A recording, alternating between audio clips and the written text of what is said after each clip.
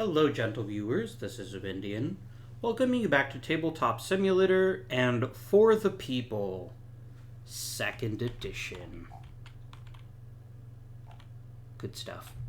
Before we dive into this episode and what happened last time and what's going to happen next, I wanted to spend a couple of seconds addressing something that may not be obvious to you who've never played this game before. It's going to look like the Union has an almost insurmountable leverage.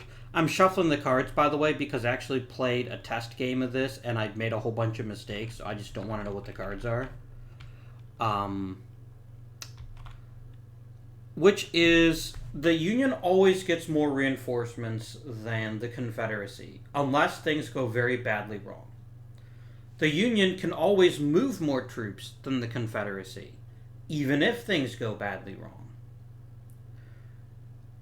And the Union has the advantage of a basically immortal supply system.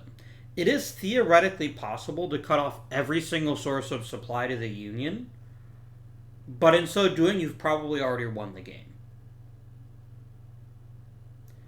And if that's where you are, then that's where you are. But that is what we currently face as the strategic reality on the board, and that generally doesn't change over the course of the game. So then you might be asking yourselves, how can the Confederacy ever possibly win? Mobility. Now, a very strange thing has happened in this particular game, and it's just the luck of the draw. It doesn't really mean a whole lot, but I want to impress something upon you. Not by doing that. Oh, no. There you go. I meant to pick search, not spread. There have been 1, 2, 3, 4, 5 minor campaign cards. The Union got every single one of them, which overrides the worst problem of dealing with the Union. Their generals just don't have mobility. In point of fact, until you get all the way to spring of 1863, the Union has 0 generals with a strategy rating of 1. That's 6 turns into the game. And he's a damn fine general. But the Confederates already by themselves have 2 generals as good as Grant and Robert E. Lee and Stonewall Jackson. And Longstreet isn't chopped liver either. And the Union won't get their second 1 strategy rating general until they get probably Sherman. Yeah, Sherman. By which point the Confederacy has already gained 3 of them. And there is still 1 more. There's Sheridan. But then they get Early and Hood. The entire Confederate strategy is speed. That's what they're good at. They're good at moving their pieces around. And while we've been incredibly fortunate up to this point, we're also hurting a little bit. Because at the best, we're only ever going to get 2s. And our 2s aren't going to be super exciting either until we get deeper into the game. And if we don't make it to 1863, then it doesn't matter how fast our generals are going to be. So that is the key advantage that the Confederate player enjoys over the Union player in the early game. Does it completely override just the raw number of stuff the Union player is going to get? Of course it doesn't. And it doesn't override the fact that once a state becomes Union, it never stops being Union, no matter how much of it is taken back. But that's important to game balance, because otherwise it would be very difficult to argue that the Confederacy wouldn't win every game. And that's fine. Because it needs to be balanced. Because it needs to be a game. It needs to be fun and enjoyable. And if both players don't have a chance, no one's going to want to play the game. But it's just important for you, the viewer, as well as perhaps you, the future board game purchaser, to know that this is the kind of game that's very asymmetrical. And if you have the kind of friends who get really mad when things don't go their way, or when things are more difficult than they might anticipate, they may not enjoy a game like this. And if so, that's fine. Not every game is for everybody. But it's important to realize that there is balance in the game, but there's also enough randomness that you can't predict everything. This is not Power Grid. This is not a game of perfect information. You don't know how the dice are going to turn out, and you don't know how the cards are going to turn out. So, although you have all this other information that's open to the public, like, I can very easily see that the Army of Northern Virginia is pretty doggone scary. It's already got a +4/5 on the defense, and it might have even more. And in fact, it almost certainly will once our new commanders come out. So just bear that in mind, my friends. Please bear that in mind, that even though things look like they do favor the Union, and they do in the long run, it's much like playing Rome and Hannibal, Rome versus Carthage. Rome's job is to survive until they become equal in terms of generals with Carthage. And as you saw, I very easily won with Carthage in Rome versus Carthage, just because Rome wasn't able to win those key battles when they needed to. And also because, and as always happens to me in Rome versus Carthage, I always get distracted by a secondary theater. That problem is so magnified in this game just because so many Union generals don't move very quickly at all. And so we're going to have to think about how to overcome that as the Union. And just because we've gotten so many minor campaign cards doesn't mean we're going to get 10 more of them. At a certain point, we're going to have to be only moving our armies once or twice a turn. And then that's going to have ramifications about how we play the rest of our game. Whether we play more defensively, whether we play more offensively, it's going to change things. So, enough of my spiel. Let's play the game.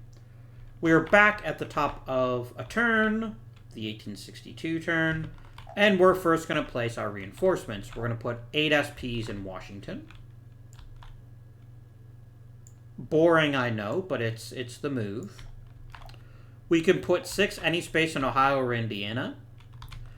I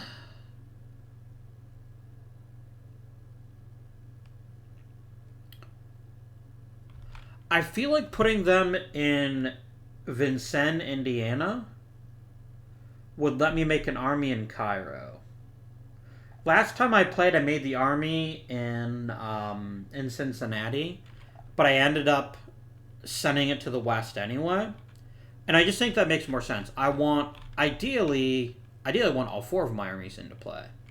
But for the short term, I want an army watching DC, an army pushing the south on the fringe, and then an army that can do either one. Either cut down through the south, or get more creative, and I try to outflank like the Army of Mississippi or whatever. So that's why I'm going to go ahead and place 4 units, or 6 units rather, in Vincennes, Indiana. And then we're going to put 4 in Cairo, with the objective of building up Cairo into a future strong point for another army. I could also put him in St. Louis, though. That would kind of force me to put him in the West, but that's not the worst thing I've ever heard of. Let's do that, actually. Let's do this. Okay, so the Union has played their reinforcements. Now the Confederates do. Again, I'm going to start by selecting 9. 2, 3, 4, 5, 6, 7, 8, 9. I can only put 1 per state. There are actually 10 Confederate states, so 1 state doesn't get a unit, which is fine. We're going to put 1 in Richmond, because I have a plan that I will share with you here briefly. I'm going to put 1 in Weldon. Gotta get them on that rail line. I'm gonna put 1 in Marion, South Carolina. That's 3 of my 9. I want to quickly check the placement of a fort card. I just need to see if you have to have a unit there to build it, or you can just build it anywhere you want to.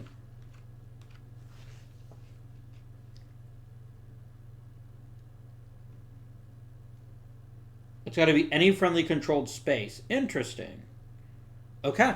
Well, that's good to know. That means I don't have to have an army in a specific space to build a fort there. That could be relevant later on here. We're going to put a unit in Augusta, Georgia. We're going to put 1 in Live Oak, Florida. We're going to beef up the... I guess we can't beef up the Army of Tennessee because Columbus is in Kentucky. But I can just drop him right there. I'm going to put 1 in Mobile, Alabama. I'm going to put 1 in Jackson, Mississippi. And then the last one either goes in Louisiana or Texas. And we're going to put him in Nolens. The next thing that happens is I get 1 in any border state, which wants to be played in that border state. And it just so happens you have the Army of the Mississippi in Missouri. So we're going to go ahead and kick them up 1 bit. Boop.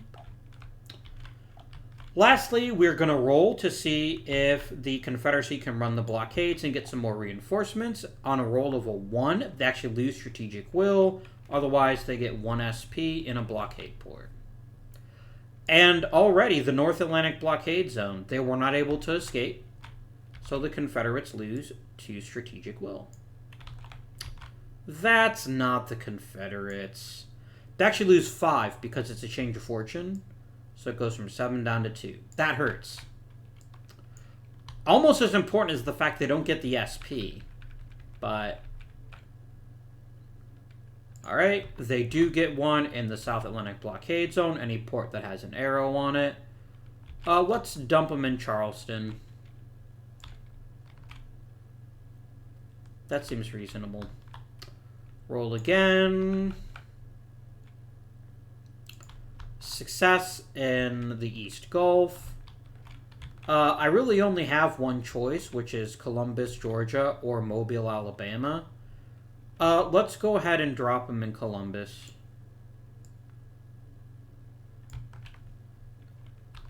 Yeah, the port is actually Columbus, even though it's actually on the Chattahoochee River. And then we roll for the 4th and final blockade zone, and we get a 3.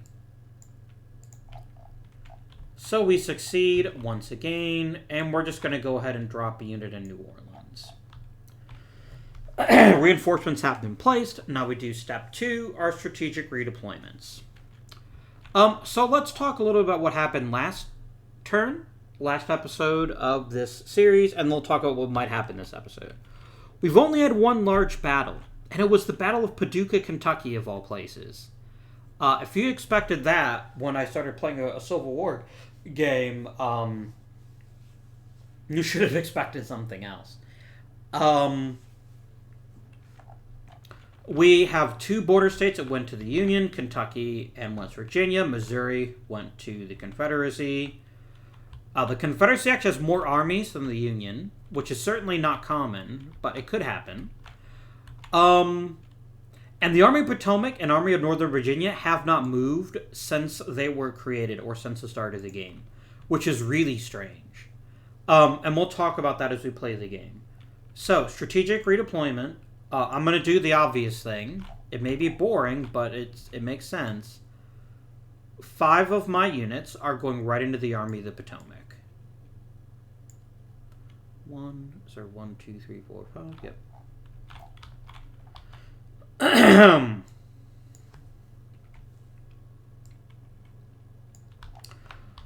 Now, one thing that I need to concern myself with, and this could actually either be a big waste or incredibly sneaky, and I'm not sure which. Ben Butler has 1 troop right now. If I gave him the other 3 troops in Washington, D.C., he could be a real threat to the rear of the Confederacy and would force them to have to deal with him. And there's no two bones about it. He is a problem if he gets stronger. And that's why I think I am going to give him, as much as I dislike Benjamin Butler as a human being, for the purposes of this game, he did so many terrible things. I think reinforcing him in Moorhead City creates an interesting choice. That is 4 more spent. 2, 3, 4. And then we're going to send our 6 units from Vincennes, Indiana to St. Louis, Missouri, thus using all of our strategic movement, and we go back up to the top. The Confederates only get to move 7 units, and they have a very difficult decision on their hands. It's actually not so difficult. If Butler, and he is a 3, and he's a terrible general. That said, if Butler gets stronger and stronger, we will eventually run into a situation where he's going to be able to threaten Richmond from the south. And that is something the Confederacy cannot allow. Defeating Benjamin Butler is almost priority number 1. It would be less catastrophic for the Army of Northern Virginia to get pushed back than it would be for Butler to take over there. So we're going to do some strategic redeployments into Weldon, North Carolina, because I think it makes it hard for him to, it would be difficult for him to, we'll go to Hickford Junction. That's a little more, no, we'll do Weldon because then it's one less thing I have to do. And we're going to bring people together so we can actually form either a new army or a corps. So we're going to do the one guy from Richmond. That is 1. No, just because there's always the Union threat of just landing troops. They've already got Norfolk. That's only 2 spaces away from Richmond. They cannot leave it ungarrisoned. So we're going to remove this guy from Marion. That is 1 unit that has been strategically redeployed. We're going to take... I'm going to leave 1 in New Orleans, but I'm going to take this other guy from New Orleans. And we're going to put him in Weldon. So we're going to change this 2 to a 3.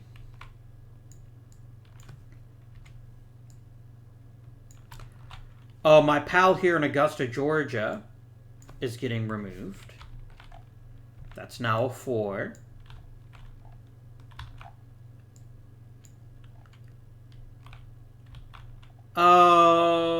We're going to take the ones out of Columbus and Mobile,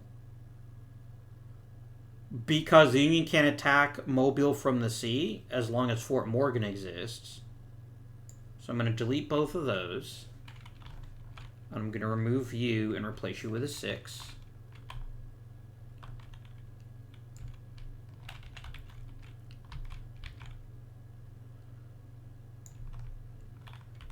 And then I'm going to do... That's 1, 2 more. I can only move 2 more units. And here's the thing. I don't want to push Weldon any farther because then that basically forces me to make an army in order to move them. And I think Benjamin Butler with a corps, especially if we put a pretty competent leader there, probably Lee actually, is going to be able to handle Butler without too much of an issue, I think.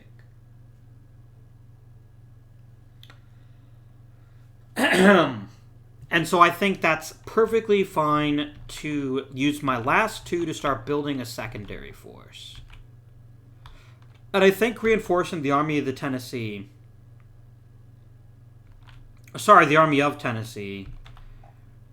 is every bit as useful in terms of getting units where they need to go. Yeah, you can't attack New Orleans directly because the fort protects it. Not from the sea, anyway. So I'm going to remove these units in New Orleans and Jackson. And we're going to put them both, boop, and then back up in the Army of Tennessee. Alright. Reinforcements are done. Now we're going to bring in our generals. The Confederates can now build this fort again.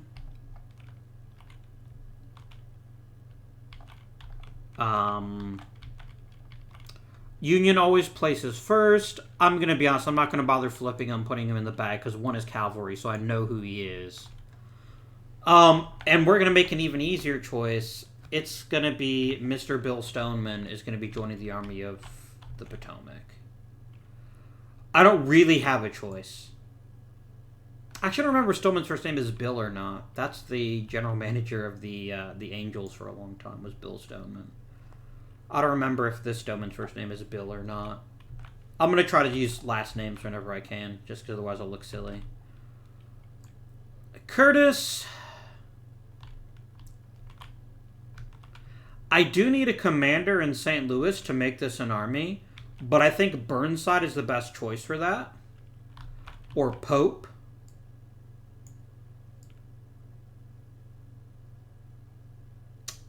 I mean, Pope is going to ruffle some feathers if I make him command of an army, but it's going to be an aggressive army.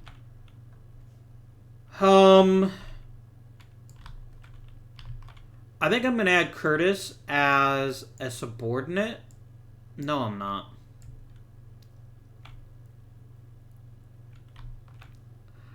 I could make Curtis Butler's subordinate. That at least gives him a bit more punch if we're going to defend him. Yeah, let's do it. Butler and Curtis, friends forever. Because you can have as many generals as you have SPs, so we're fine with that. And Corps can always use one subordinate in a fight. I believe that is accurate. Let me triple check that. Battle ratings, Army versus other forces. Oh, you can always get 2. Okay, then it actually does make sense to load up on cores as well, but... so I'm going to have to waste a card to get Burnside, or, sorry, to get Pope out of here, and then it's going to be expensive in terms of SC, but it won't be as bad as it seems. Because it's not over every general that he's promoted over, it's just every general peer. It's just... as long as he's not number 1, I have to pay that small penalty, which is going to be 2, right? It's each general in the same space, and then if any general on the map is not a commanding general, no matter how many of them there are. 2 strategic will to make sure that I get Pope in St. Louis is worth it to me. Now, the Confederates do have a lot to think about, which is specifically how his Confederate D-Lees are going to be. We already know Lee is coming over here. Lee's going to be in Weldon. The question is, what else are we going to do? I'm going to put a cavalry general in the Army of Tennessee. I'm going to put one with good old Robert E. And I'm going to put one in the Army of the Mississippi. Let's see who got what. Wheeler goes to the Army of Mississippi. So we're going to delete this token, add this token, and it doesn't change the SPs. He just, one of those SPs is now for the cavalry. We have Nathan Bedford Forrest in the Army of Tennessee. That's going to make that a very formidable nut to crack. Do note that he counts as 2 SPs, so he's a little bit more vulnerable than some others. And then, last but certainly not least, we know the last commander is going to be Morgan, and he's with Robert E. Lee. Now, in this case, this reduces to 5, and there's Mr. Morgan here.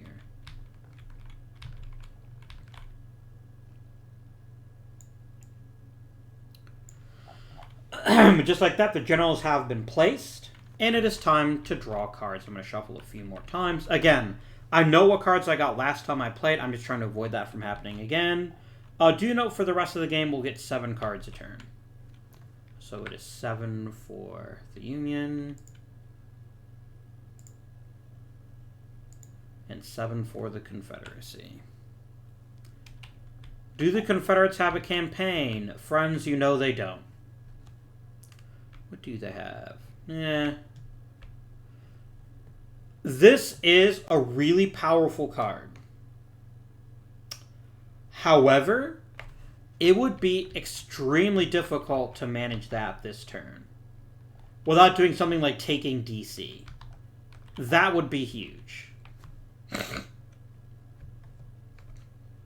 Please note, you can only play this for anything other than,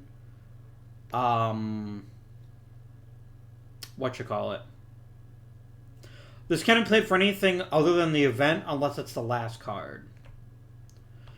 And then we have pre-war treachery. We can flip. Ooh.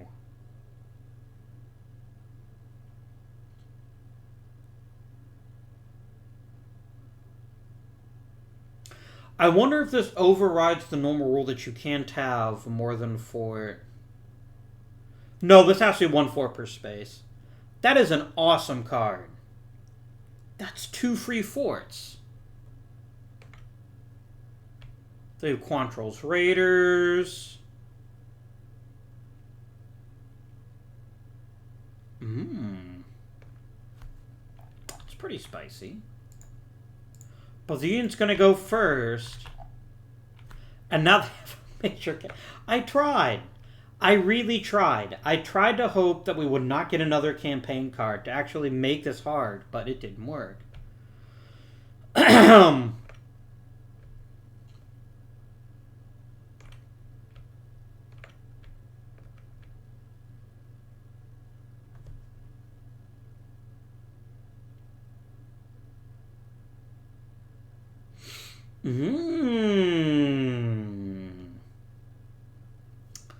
Hello, Great Sioux Uprising. Lincoln declares Southern blockade.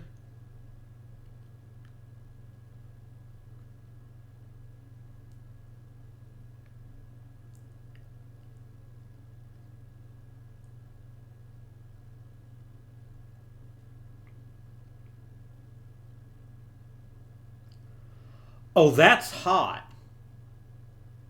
I can play this in a battle to shut down a cavalry. I like that.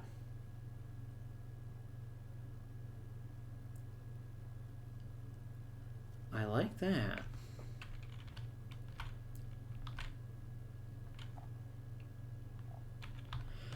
So I'm going to be going first. And I'm going to do the boring but very smart play of War in the West. This gets removed from the game, and I discard one of his cards at random. Blah, blah, blah, blah.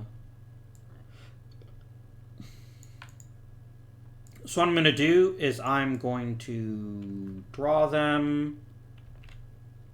Oops. I'm going to flip this. I'm going to shuffle it. I'm going to discard the top card. And it was Clara Barton. A powerful card, but not one that's going to hurt the Confederate player all that much. I can't... I need to quickly grab the Confederacy. I might as well actually do it now anyway, just because. It's their turn anyway.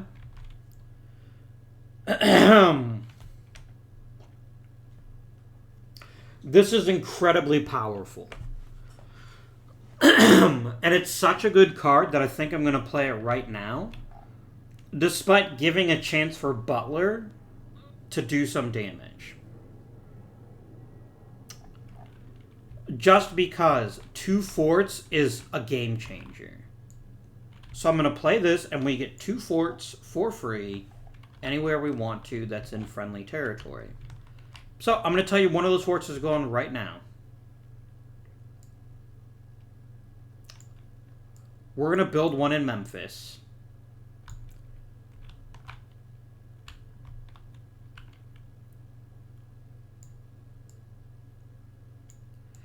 And we can finally try to make Polk worthwhile. And maybe give Polk a superior commander so he can get... The reason I did that is because now the Confederates can cross this river. They have a lot more flexibility. Also, this denies Union control anywhere between this fort in Memphis and the rest of the Mississippi. And the Yazoo. So, this is just a good fort placement. Where would we like our other fort?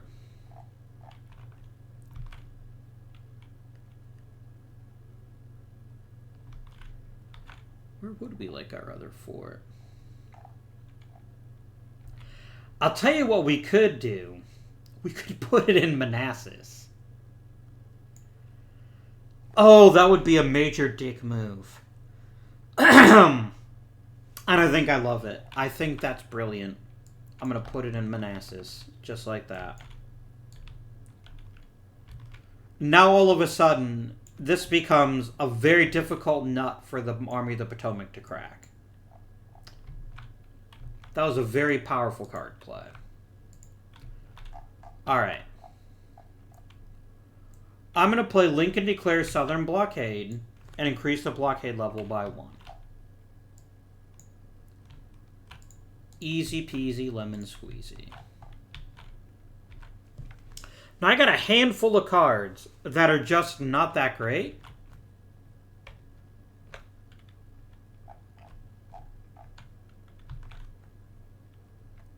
But I could flip these two spaces here. And it's only a 1 card. Flipping 2 spaces for 1 is actually pretty decent. So I'm going to do that. I'm going to go flip and flip. Now it's the Union's turn. And the Union's going to play this card to move some generals. Remember, generals can go unlimited spaces as long as they are... As long as they're connected by railroads, or they can just travel like a cavalry general.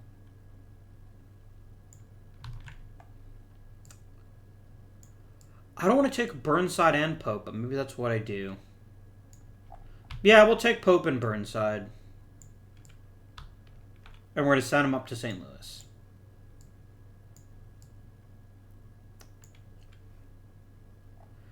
And then I think we'll probably put Burnside in command. That's not the worst decision.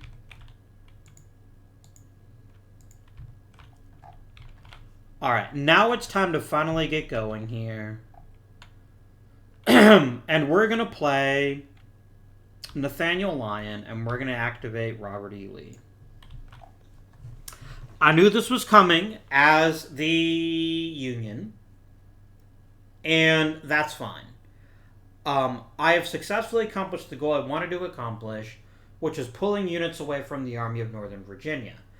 That's no longer the $1 million move it seems like, just because of that fort in Manassas. I'm getting some water.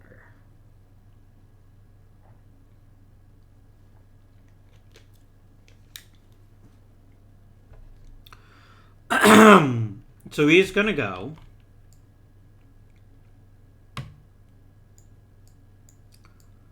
One, two, Butler cannot intercept, and he automatically is the commanding general.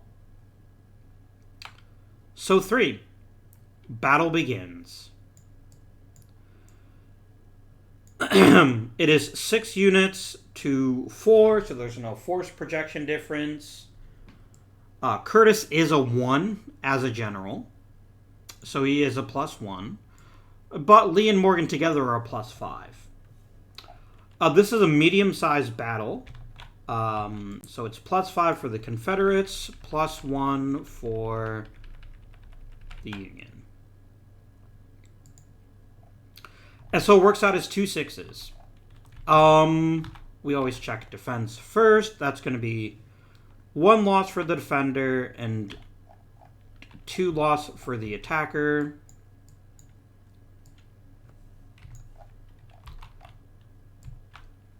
The Union can retreat by sea. So he's going to do precisely that. But I need to see how many units he can retreat with.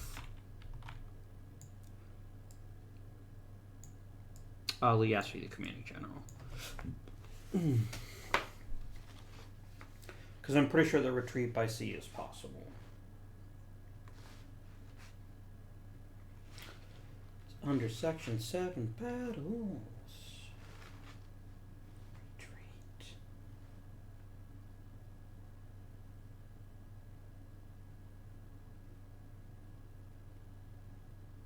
Mostly in an original Union state. Okie dokie.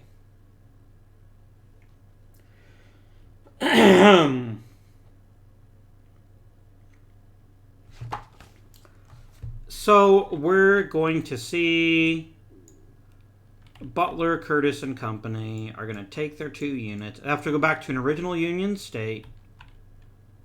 They're going to retreat to Annapolis, Maryland. And the Confederates end their turn on Morehead City. Okay. That was the Confederate turn there. What is the Union up to?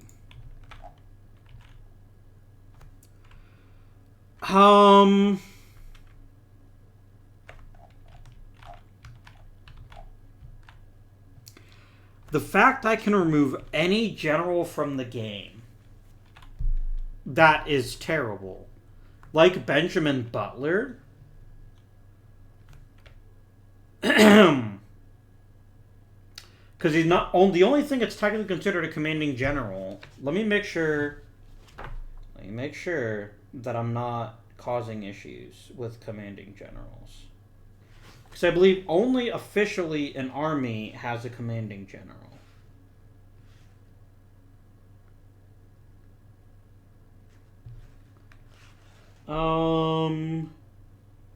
No, there is a commanding general, so I can't use it to get rid of Butler, sadly, because he's still considered commanding. I could wait and just use the major campaign now just to put Butler into DC. And then obviously do other things as well, not just Butler. There's another thing to consider though. If I want to create the army of the Cumberland or the army of the Missouri, I have to use a 2. And this is way too powerful a 2 and way too powerful a 3. So I will not be using that card for this purpose. Sorry, buddy. Major campaign time. So, Butler and Curtis, along with their 2 pals, are going to go to Baltimore and then Frederick, Maryland. The units are going to stay, like they can be in that space, they just can't move.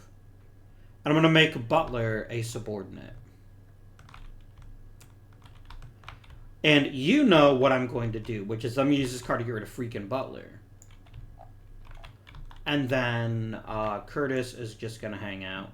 Yeah, Curtis can be subordinate too. I can always break him off later as a corps commander if I need to. So that was one thing that I'm going to do.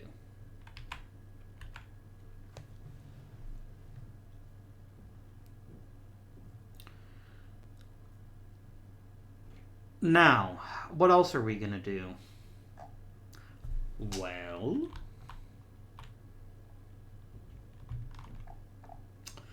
I can still move a corps.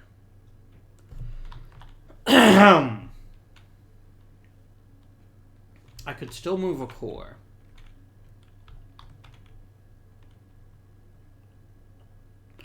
I could take Pope and 4 troops, or even 6 troops, to Paducah.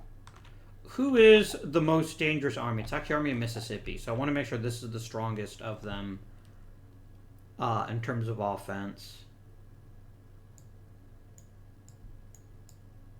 I probably want to build a fort there, actually.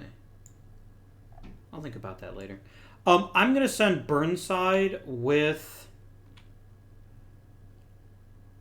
4 troops to the Army of the Tennessee.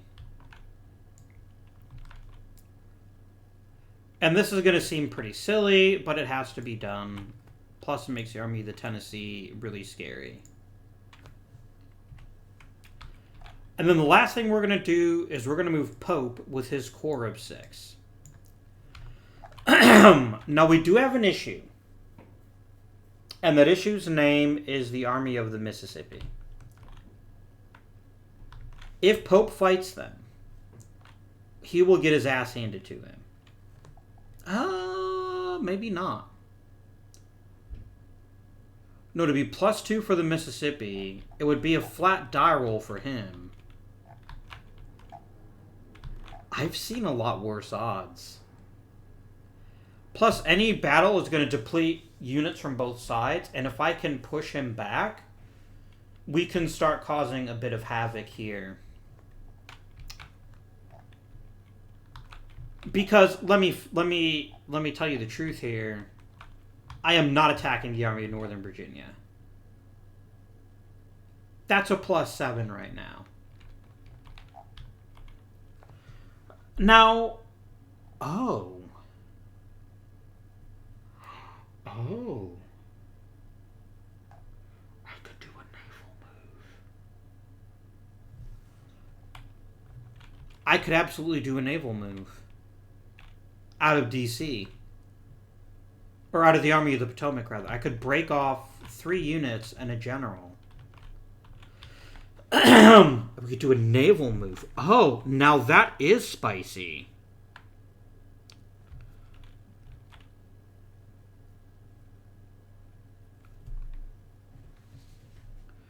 Can I wonder... Does running the guns only apply on rivers, or does it apply on coastal forts as well? I just want to check out coastal forts here for a second here.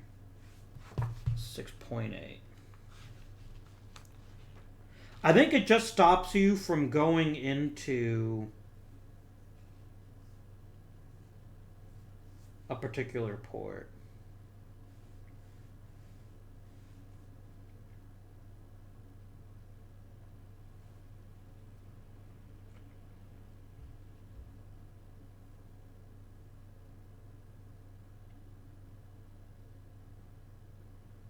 Oh, really? I didn't realize that. You automatically get free forts if you take the port.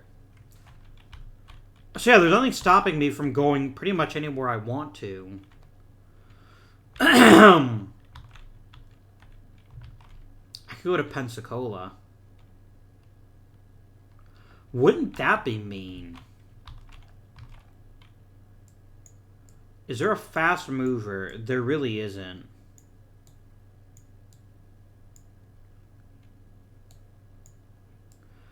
I'm going to take Buell. No, I'm going to take Butler. No, because I'm going to kill Butler.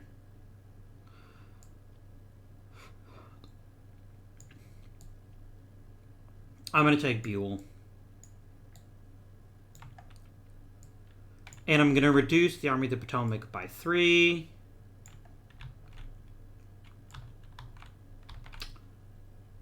And we gonna do some sailing.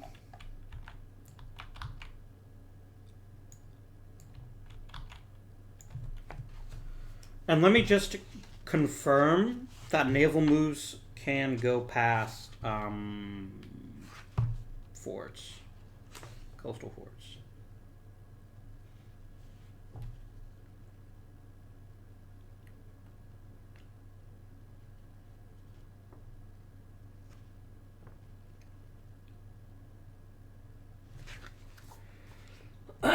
I could do an amphibious assault and try to take one of these coastal forts just to open things up.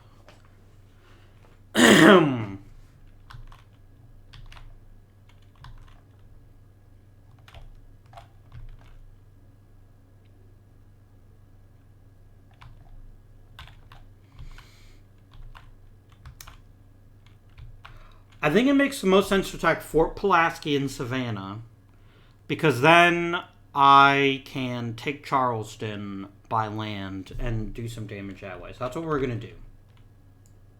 Mr. Buell, we're going to use this for an amphibious assault on Fort Pulaski. So, the amphibious assault modifier is actually 0 because I haven't spent anything to get it. However, amphibious defense is a +2, but I get a +4 for an ungarrisoned fort, which I think means I get a raw +2. Is that right? No, it's a +4 +2. So I get a +4 for an ungarrisoned coastal fort, and they get a +2 because it is still a fort. I'm just double checking to make sure that I'm not getting coastal forts wrong. Let's see here.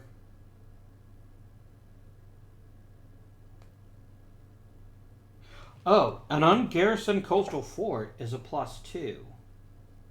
For the defense. Yeah. That makes sense. But it's still considered ungarrisoned, so I can get myself my +4.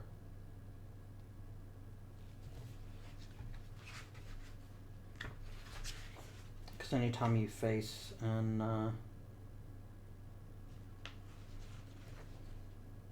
let's see.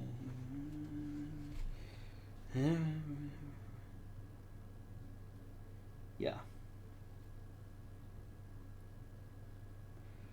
Force ratio, 7.5.3. So yeah, when the Union amphibiously assaults an ungarrisoned Confederate fort, it's a +4. So I get a +4, they get a +2.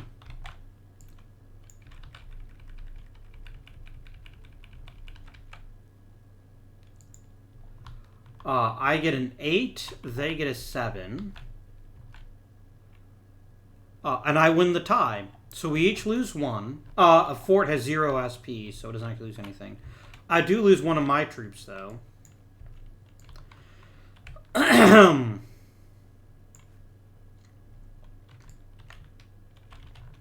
Why did I do that? I need a 1. And coastal forts automatically switch sides once they're occupied. You don't have to spend any special time to do a political control on it. Right? Sorry, we haven't used coastal forts yet in this game, so I just wanted to make sure that it's right.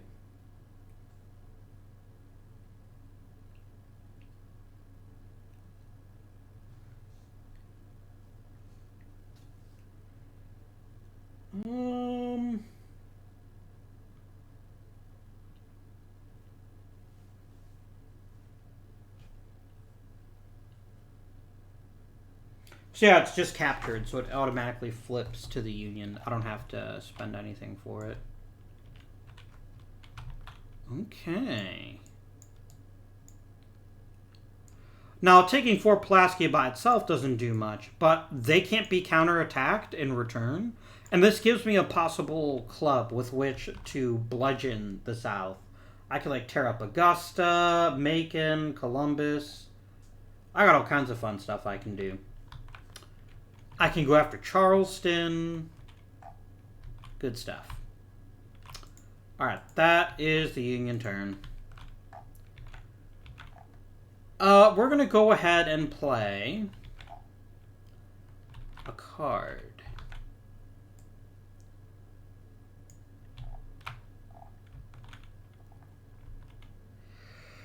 The Army of the Mississippi is not well posed to make an attack. Now the question becomes, do I care? I kind of do care. As long as I'm in Arola, I can kind of trap them in St. Louis. So I think that doesn't need to move. The Army of Tennessee, however, is well equipped to win a battle. It's looking at a +5. And the Army of the Tennessee is quite large. So we do some damage to it. We take some damage ourselves as well.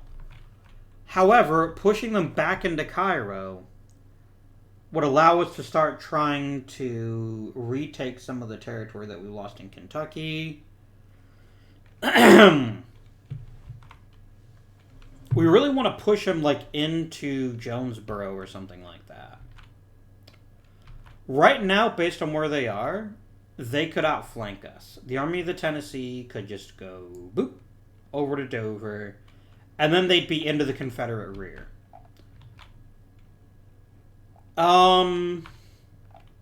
There's a chance we could lose a general. I'm not disputing that. But it's not a very high chance.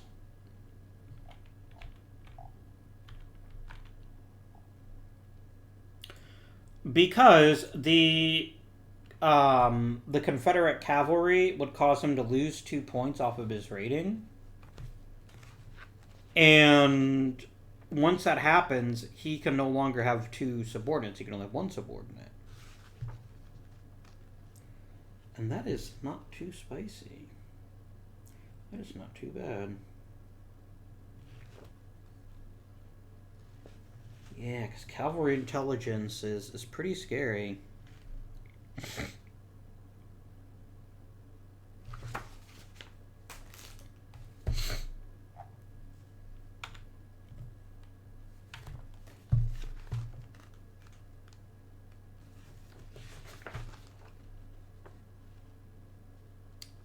Oh, army versus army, you always reduce by 2 if you don't have cavalry. That's fine.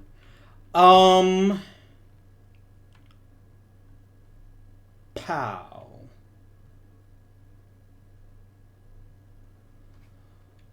What would be better?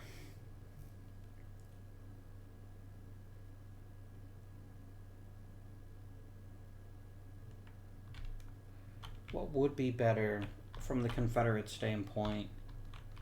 There's also moving Lee. And there's definitely a lot to be said for doing that.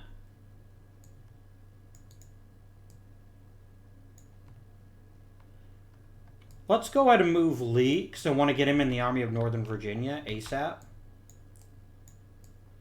That would be 5 units. I'm going to leave Morgan behind so that he can cause some havoc if we need him to. He can retake land that's been taken by the Union pretty doggone easily. So Lee and 4 units could move up to 8 spaces. No, sorry, 10. If they use only rail movement. So from there, it'd be 1, 2, 3, 4, 5, 6. Pick him up. 7, 8, 9, 10. Perfection. So we're going to remove 5 units.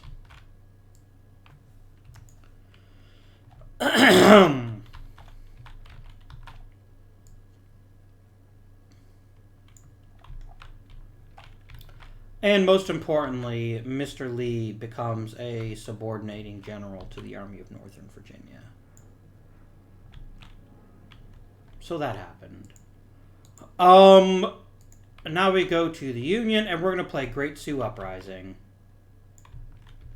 And this is when Benjamin Butler goes, oh shit. Because you got removed from the game. Poof. Your garbage ass is no longer polluting my army. We're going to play the Gettysburg card. That's a given. Now, I cannot enter Washington, D.C. because of the river. I basically need to have a fort in Aquia Creek, Virginia, in order to even consider it. And even then, I don't think it would work. And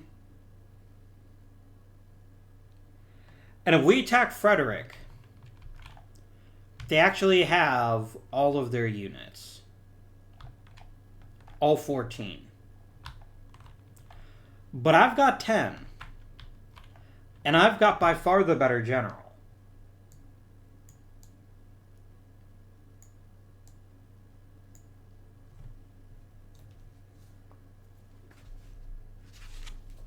And the Union's only going to get to use 1 subordinate because the Confederate general is better than he is. No, that's not true. Actually, they're the same because Johnston's only a 1 on attack. So we'll get to use both of them. It would be an absolutely giant bloodbath, and there'd be a chance of losing generals and a chance of crippling the Iron Brigade. Because right now, at most, it would be 1, 2, 3, 4 versus 1, 2, 3, 4, 5, 6, 7. No, 6. 1, 2, 3, 4, 5, 6, yeah. It's 6v4 with a much larger army. And I'll be honest with you. One of two things could happen here. Both of them are honestly good for the Confederacy. Option 1. We win the battle.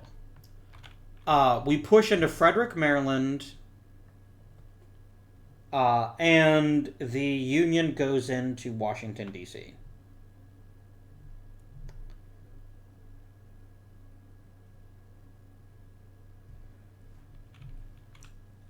That then lets us do a few extra things that we can't do right now. I could send Stuart off to cause chaos. Like retaking Harper's Ferry, for instance.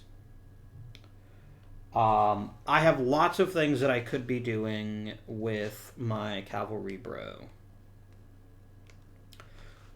If the odds were in our favor, we could even try and attack on DC itself. And that would be enough to get the foreign intervention to trigger. That would be extremely good if we could manage it, and I'm not sure that we can.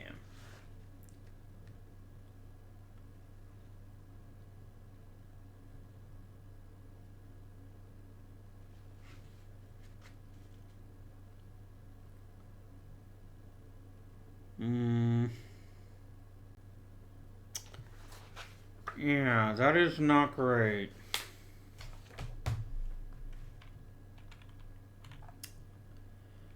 If we attack them, we're trying to push them back. They'll fall back into DC. And then the Army of Northern Virginia can do what it wants. But it's going to be bloody. And there's certainly no guarantee of success. If there is success, then I get to drop this extra bombshell on them. Which would be just really good. So good.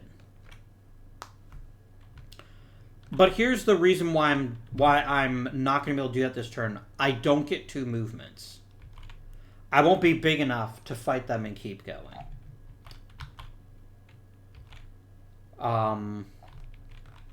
It's not like the North has any great generals coming in. They get Pleasanton, and I get Jackson. And Longstreet.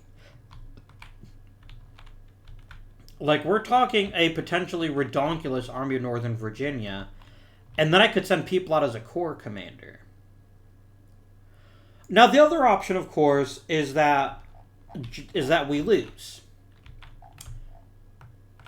Then I can fire Johnston and put Lee in charge for only half of the price. And that is worthwhile, too. Then again, I could just fire Johnston and pay 8. And whatever. It's not worth it to provoke a battle that we might lose. Would we lose? We very well could. Like, we've basically built this army in such a way that it's going to be suicide for them to attack us. And heck, there's always a chance of, say, sending Jackson or Longstreet or even both out west. So there's options available to us next turn. So what do you do with this turn?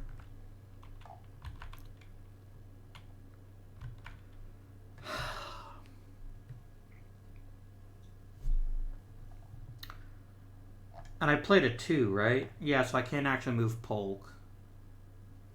No, I did play a 3, the Gettysburg Address. I could move Polk.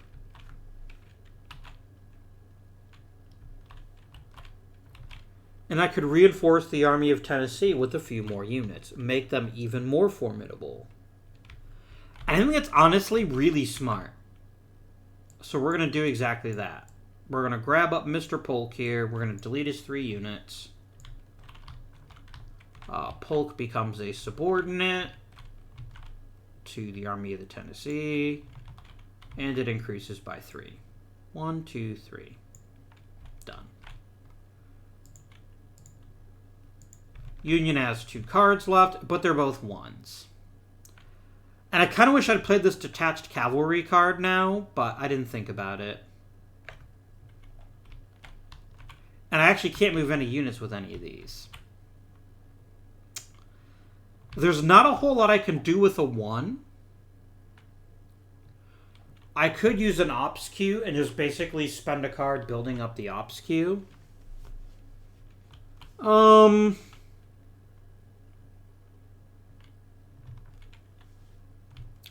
could move a general.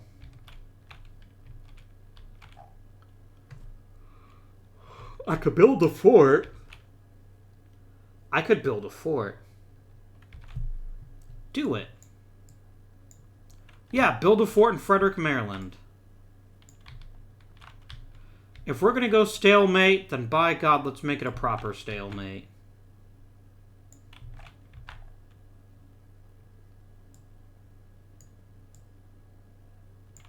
And I'm probably just going to use the last card just to move those 2 units into the Army of Northern Virginia. Or into the... I can move stuff around with it. Like a couple of units. So they cannot play for an intervention. As a card they might want to. But they still have lots of options because it is a 3.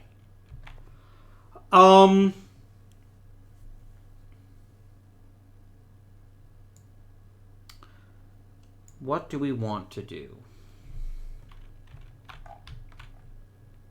I could activate Morgan and send him on a merry chase so that he could... Like, he could remove the marker in Harper's Ferry, but he'd get intercepted by the Army of the Potomac, and that would go badly for him. It would also pull them out of position, though. So, you know, there's positives and negatives.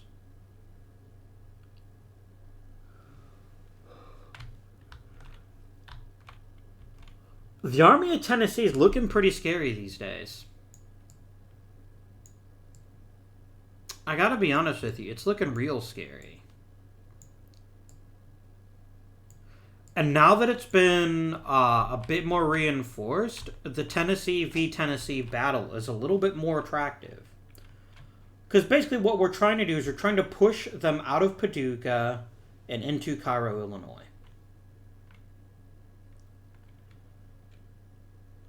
Because once we've done that, we've effectively sealed them off. Because right now, the only reason the Union hasn't moved is that it can't yet. Like, the Union could take the Army of the Tennessee and just ignore the Army of Tennessee, go into Dover, go into Franklin, and start pushing out.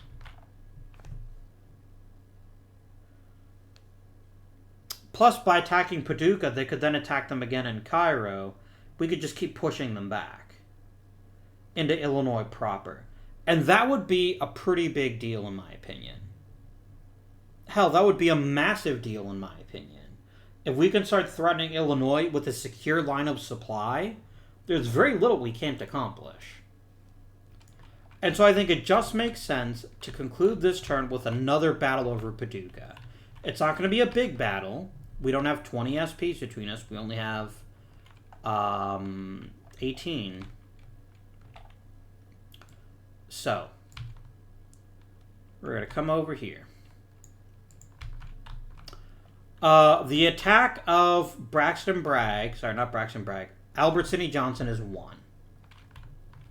The defense rating of McClellan is 2.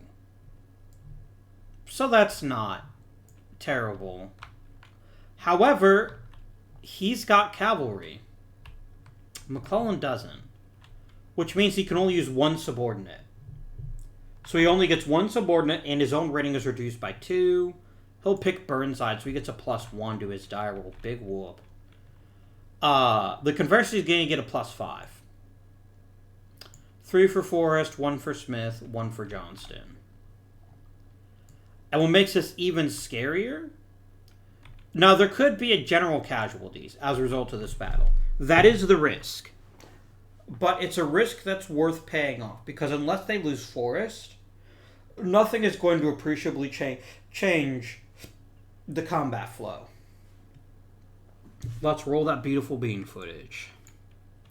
+1 for the Union, +5 for the Confederacy. The Confederates did get a 10, technically an 11, and it's a 2 for the Union, which comes out to a 3. Always check the defender first. The Army of Tennessee loses 1 unit. Attack on 11, they lose 3. 1, 2, 3. We both must roll now for the general casualty procedure. If the Union gets a 1 or the Confederacy gets a 1 through 3, a general is going to die. And the Confederates do roll a 2. So this could be a big deal. Let's actually push them back.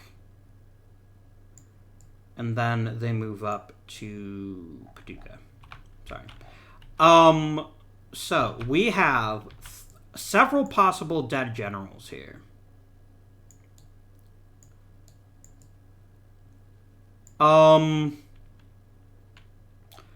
If I get I'm gonna roll a 1 through 4. It's gonna go. Let me grab all of these icons and bring them over here. So here they are in order, 1 through 4. If I get a 5 or a 6, I'll just reroll. 3. That's unfortunate. Edmund Kirby Smith is dead. But never to return. A worthwhile casualty. I mean, it would have been better if Polk had died. But Forrest survived. And that was actually what I was most worried about losing from a strategic standpoint. Northern Bedford Forrest, also a god-awful human being, but there's a lot of terrible human beings on both sides of the American Civil War. So, and with that, we have completed the spring 1862 turn. So, let us check political control. I see Paducah, Kentucky becoming Confederate. No movement here. These two sides have dug in. No changes around here. Derp, derp, derp, derp. Okay.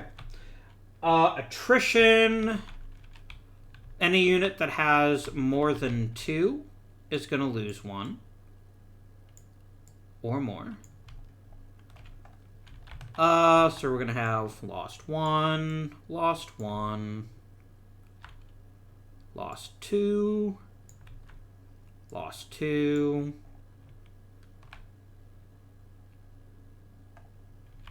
Did I reduce this by 2? I did not. 1, 2. There we go. That's attrition. Everyone's still in supply, so no biggie there. And then last, no states have changed hands, so we end the turn. Moving right along to the summer. Oh, whoops, the Union had another card to play.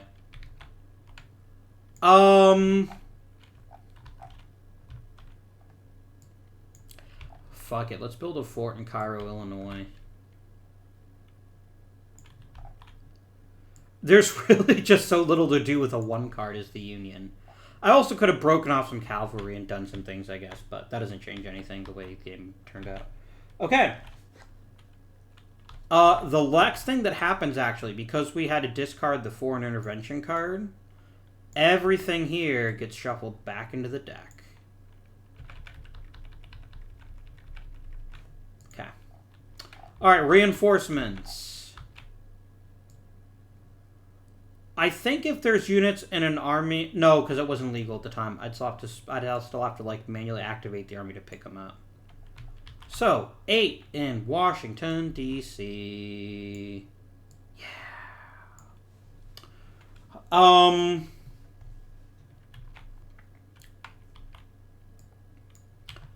6 in Ohio or Indiana.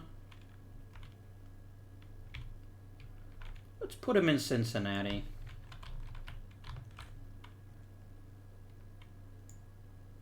Yeah, let's put him in Vincennes.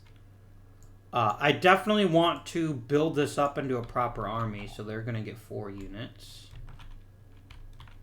And that's going to conclude the Union reinforcements. Confederate reinforcements now. Again, we get our standard 9 per state, or 1 per state 9 times.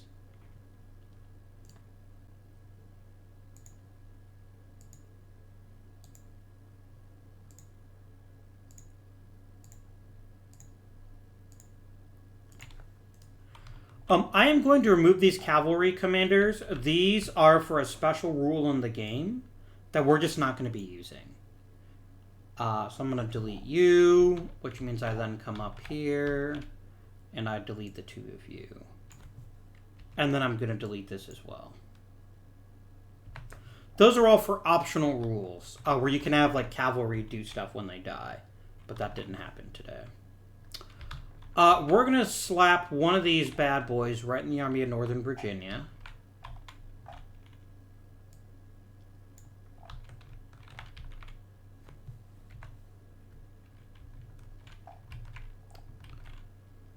I'm going to put one in Columbus. No, I can't put him in Columbus, Kentucky. I can put him in McKenzie, Tennessee, though.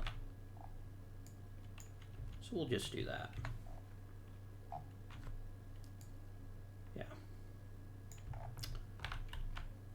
3, I'm going to put one in Savannah, Georgia. That just makes smart sense, right? That actually forces... that'll make this battle a bit tougher for them. Number 4 is going to come to Live Oak, Florida. 1 in Augusta, Georgia. 1 in Marion, South Carolina. 1 in Fayetteville, North Carolina. 1 in Selma, Alabama. And 1 in Jackson, Mississippi. They get 1 more in Missouri or Kentucky. In this case, it's going to be Missouri, so the Army of Mississippi is going to be a little bit stronger. And last, but assuredly not least, we're going to do blockade running. It's now going to be harder. On a 1 or a 2, they fail. North Atlantic first. Success.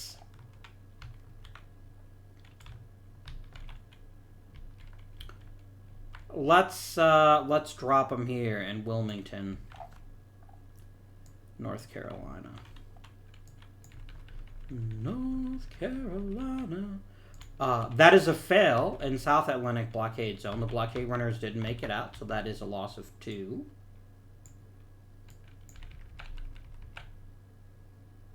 Another fail. That's another loss of 2. That's not so good. And a success. So we do get 1, oh boy, I guess in New Orleans. Alright, units have been placed. Now we do strategic redeployments. And we start with the Union and their 15. I'm going to send 3 of them. These 3 gentlemen right here go poof into the Army of the Potomac. That goes 1, 2, 3.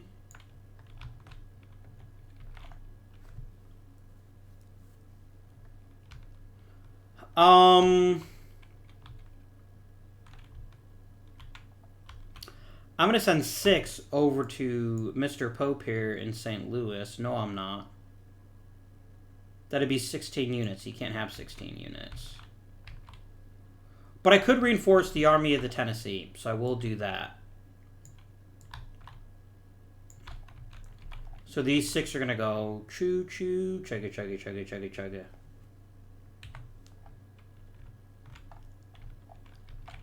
And then, do I take these other 5 and bring them over here for the full 15 and hope that I can create a quality army this turn? I think I do. Alright. Now, this basically does force me to commit to making an army here, or he'll never be able to move with that unit, and that's fine. That's all the troops I'm going to move. I could also have left it as a separate corps. There's some value in that, except for the fact I'm not going to be getting a cavalry general. I'm going to be getting a cavalry general to this turn, but nothing else. Oh, shoot. No. What am I thinking of? I'm going to take... No, I can't use... Yeah, he's not in a port. So yeah, they were fine how they were. Okay. All right. The Confederates and I get to make their 7 strategic moves. I'm going to take these 3. That's right. That's why you never put anyone in Fayetteville, because they can't strategically move very far. Oh, well. I'm going to take these 2. I'm going to drop him into the Army of Northern Virginia.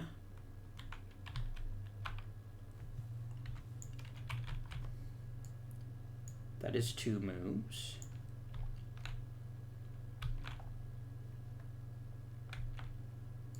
I'm going to take these 2 from Mackenzie, and I was going to put them in Columbus just so they can't get outflanked.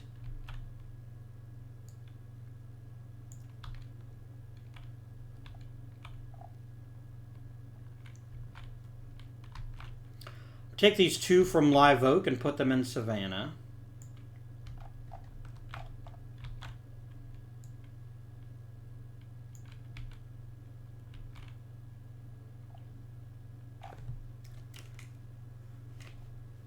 And then I could move 1 more unit.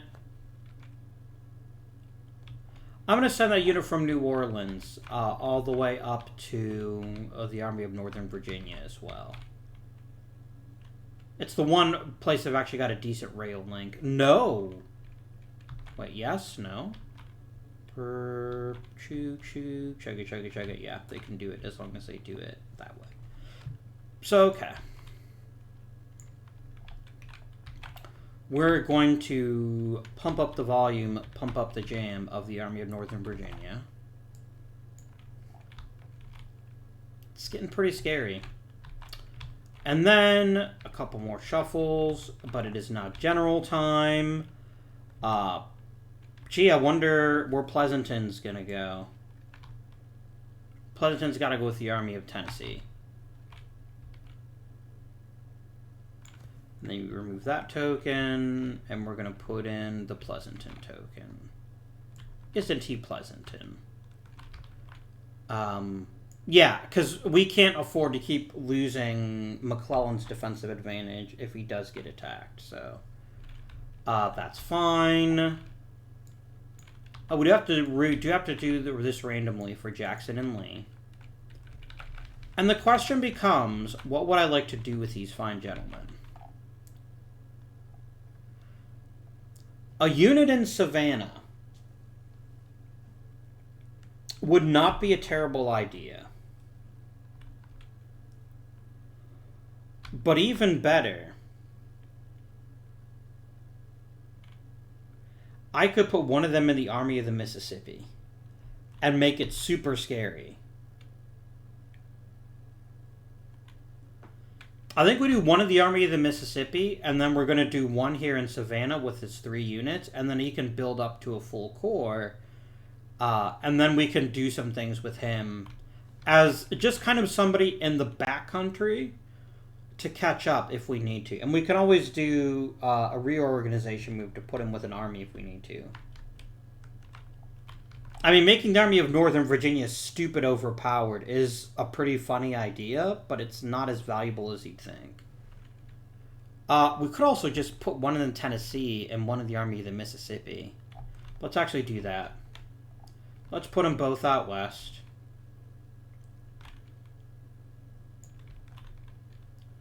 Just make those armies, like, mega scary.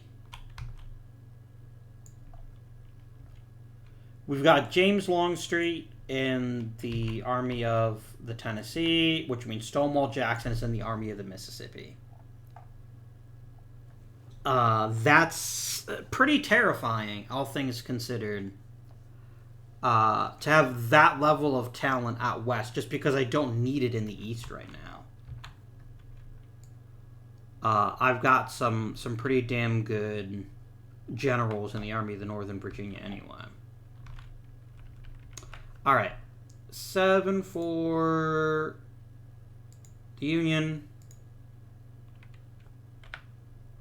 7 for the Confederacy. Hey, look, I actually went an entire turn without the Union getting a campaign card.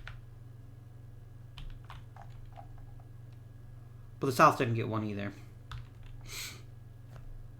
That's not that great. Ooh. Remove 1 SP from a blockade runner port to its associated ungarrisoned Union-controlled coastal fort. And take it back. That's good. I like that. And what does this do? I get 3 SPs, 1 per port, 1 per blockade zone. That's also quite sexy. Get some nice reinforcements. Alright, I've got several 3s here. Ooh, I've got the 7 days.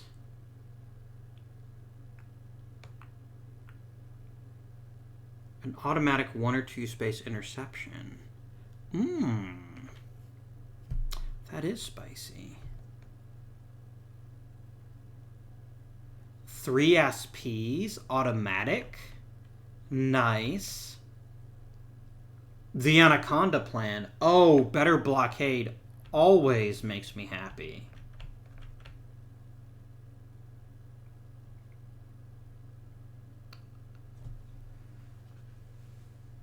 I can put 3 forts on or within 2 spaces of the Union capital, or 2 anywhere on the map. That's extremely powerful as well. I want to make sure I get my blockade. We're going to play the Anaconda plan and make the blockade even stronger. That's how we strangle the Confederacy.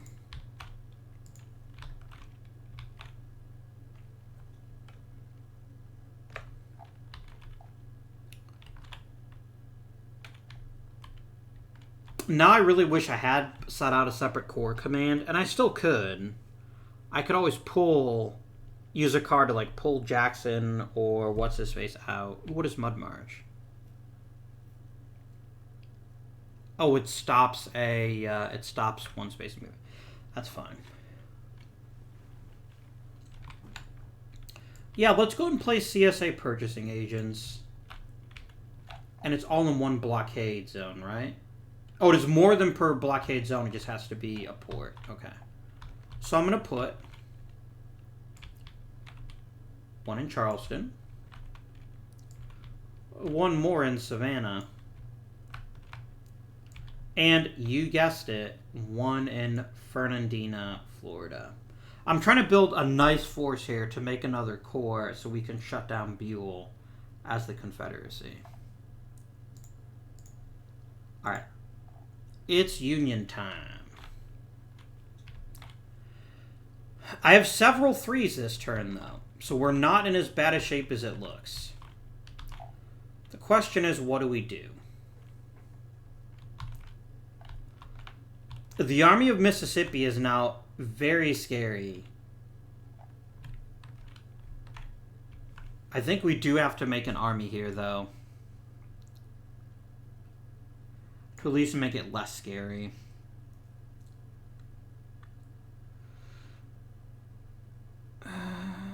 Yes. I'm going to spend Jefferson Davis, issues letters of marque.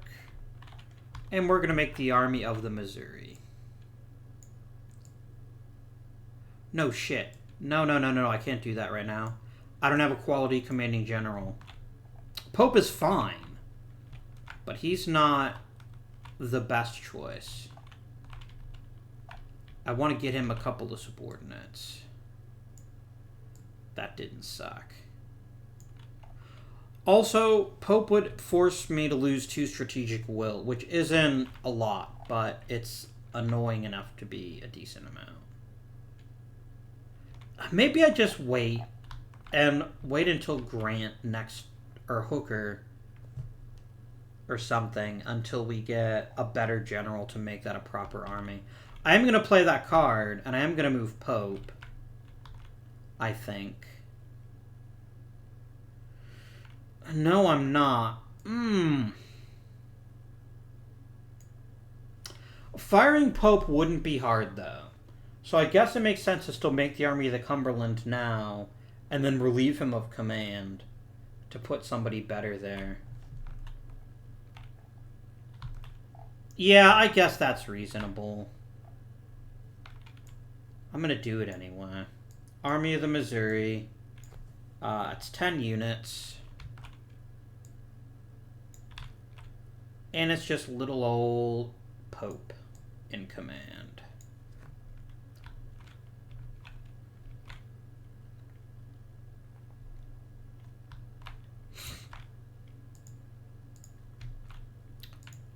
Confederacy turn.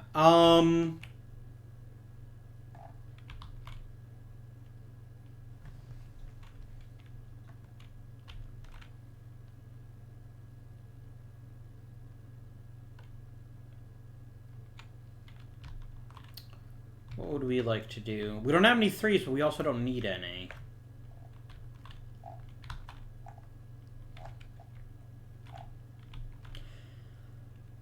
Gosh, we're in such a weird situation now, and it's about to get worse, by the way. Once the Union throws up a bunch more force. There is so little incentive for me to attack the Army of the Potomac.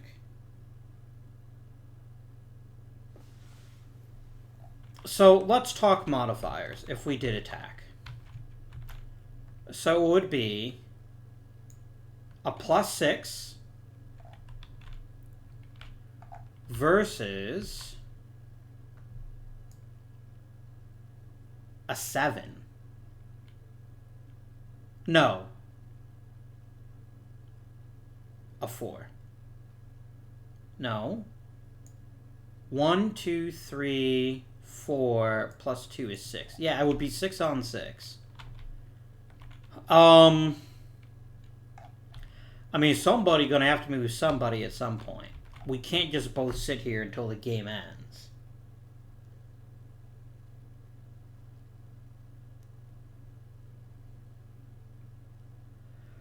But the thing is, the longer I wait to attack, the increased chance that we're gonna lose our initiative. Our strategic initiative. And that is not good. Because if we're not pushing on DC, our job is a lot harder. And the same thing happens, by the way, in the Army of the Tennessee. Because it'd be 1, 4, 6. But with the stupid fort in Cairo, it's then 2, 4, 5, 7.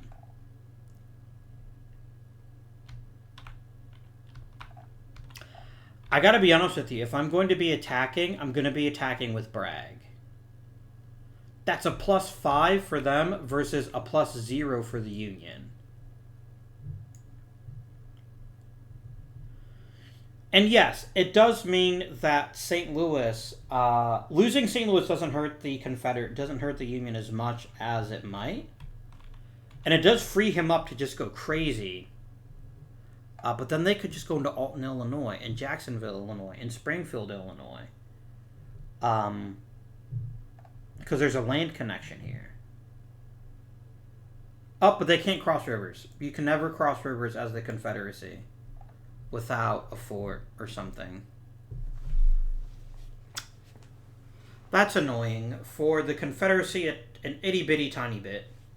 Why is Pope still on the map? Pope should be here, and I do have to take 2 strategic will as the Union because there's other people that are better politically connected than him, and I have no problem with that.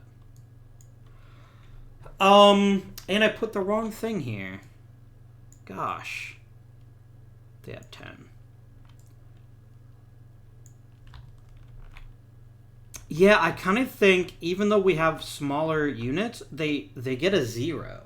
They get a flat die roll. I get very much a not flat die roll. And I could lose a general. That's the one thing that causes me to pause about attacking at this point in the game. But I'd have to get a 5 or a 6, right? What's my plus is attacking? 1, 2, 5. Yeah, I'd have to get a 6, basically. A 5 or a 6 in order to cause the potential for casualties. And even then, it's not a guarantee. What happens if an army loses its last commanding general? Does the army just can't move? I think that's right.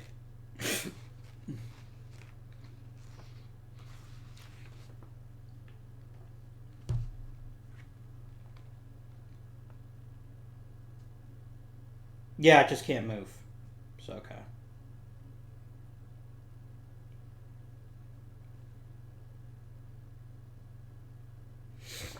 So it could kill Pope, which would be sad. But, we could isolate the Army of the Tennessee and make that a much easier nut to crack. That would be quite a flanking maneuver if we could pull it off. It wouldn't be easy. I'd need to build a fort in St. Louis once I've taken the space. But you can build a fort in any friendly space, right? I don't have to have any special super fancy abilities. As long as it's a friendly space, you can build a fort there, right? Forts are 6.8. I keep thinking they're 8.6 or 6.8. Sorry, friends.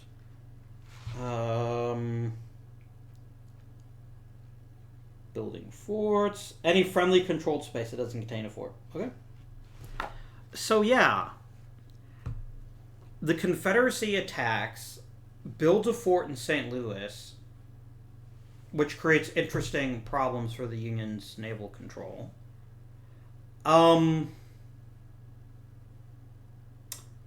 Yeah. The downside is we lose a general. That is the actual risk we're facing here. Because I don't think we're going to lose the battle. If we take a look here, the worst that could happen is we both roll a 6. If that's the case, the attacker wins. So, I mean, this battle is won before I even pick up the dice. The question becomes, am I going to take any hits on the way? I think it's worth it. Because if we can start bludgeoning the Army of the Mississippi, or the Army of the Missouri, we can stop it from ever being a real force. And that could be extremely beneficial. So I think that's what the Confederates are going to do this turn. Did I already play a card? I did not. I'm going to play Confederate Inflation. And we are going to attack the army in St. Louis. We're not going to be able, of course, to do much right away. But, like, I'm not going to be able to move, but I can at least use my second space of movement to convert a thing. Let me make sure that is a thing that I can do.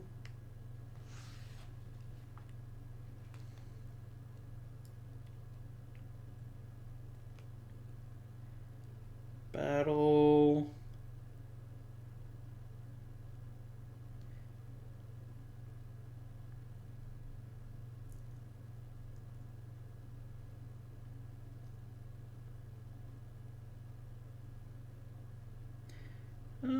Pow, pow, pow, pow, pow, pow, pow. Yes, that's fine. Okay. All right. So we are going to attack. Again, it's a +5 for the Confederacy. It's a flat die roll for the Union. Like, it can't get any worse than flat. So we're going to see who wins. Well, the Confederates won by a lot. They did take one loss. What a tragedy. They inflicted 3 losses on the Union. 1, 2, 3. They are going to trigger, however, a casualty roll. So again, Union loses its only general on a 1. Confederates could lose one on a 1 to 3. And just like that, Braxton Bragg is Braxton dead. Or sorry, John Pope is dead. This is now an immobile army. It has to retreat first. And it's going to retreat to...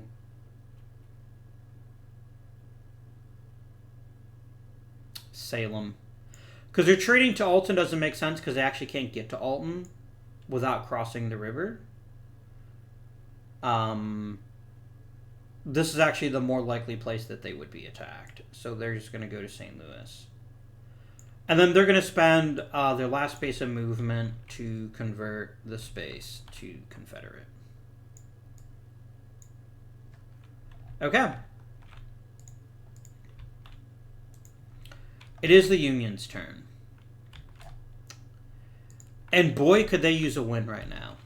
Because they're in a potentially dire situation.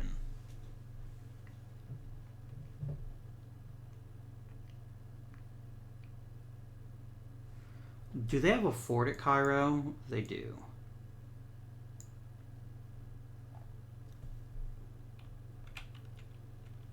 Now that's interesting.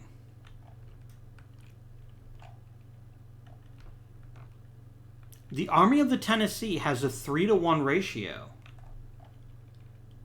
over the Confederates. They could attack and defeat them more easily. That would be excellent if they could do that. So I think it's exactly what they're going to do. Otherwise, this is a sitting duck. And at least with this fort here, they're going to have to attack the fort and destroy it before they can keep moving. Which, I'm still not convinced they can get into Cairo.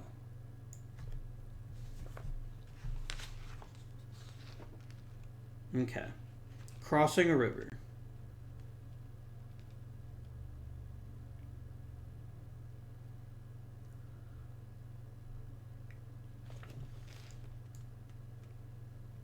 Yeah, no, because there's another lane connection that doesn't actually cross the river. Which goes like that. So, yeah. Yeah, okay, the northern route does cross.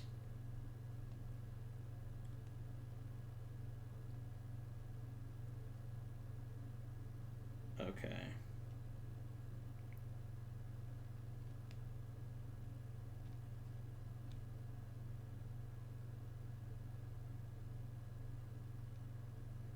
Oh, so they can only... No, so it's not crossing a river.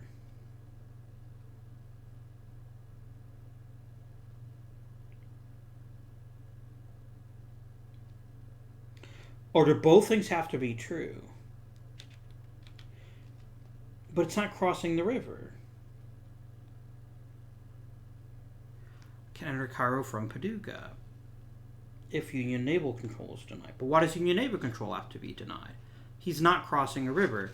Oh, you know what? Sure enough, he is. He's crossing the river to leave Paducah.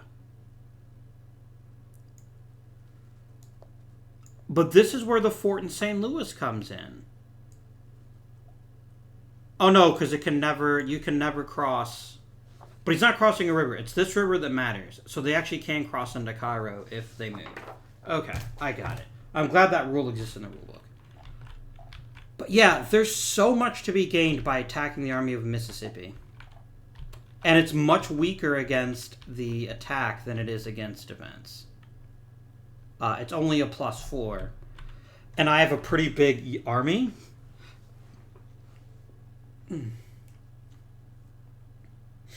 They'd probably try to intercept. But they can't because... No, they have cavalry. They have cavalry. So that means that he'd still be able to intercept on a 1 or 2, which gives him a +2. It's still a lot to overcome, though. Like, if they take 3 losses, that army is pretty much dead.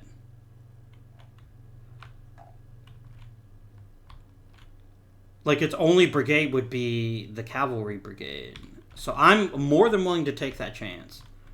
So we're going to play us a Dixieland card.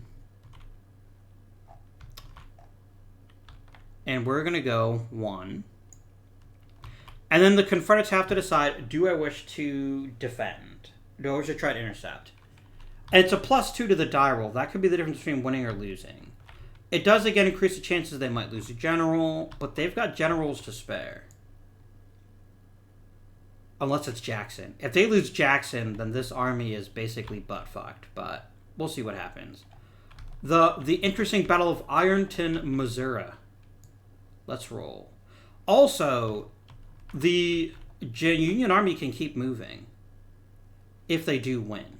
So that's worth dealing with. So we're going to roll to see if they intercept. They do not.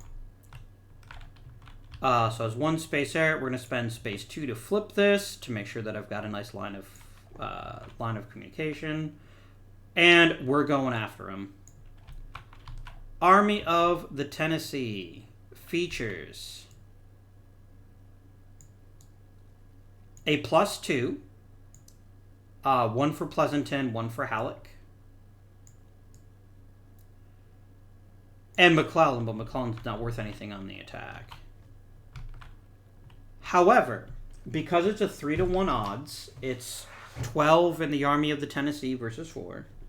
They get a bonus of +2, so they get a total of +4. The Confederates get, on the defensive, 1, 4. Nope, wrong one. Here we go. 1 and 4. So it's basically a flat die roll, each side rolling and adding 4. But every unit the Army of the Tennessee loses is something they're not going to be able to bounce back from very easily. And keeping them from building a fort in St. Louis is just absolutely critical. It is maybe the most critical thing we could do. Because once they build that fort in St. Louis, and if they destroy this one, then yeah, Paducah becomes under their control. No, because it's got to be upriver, right?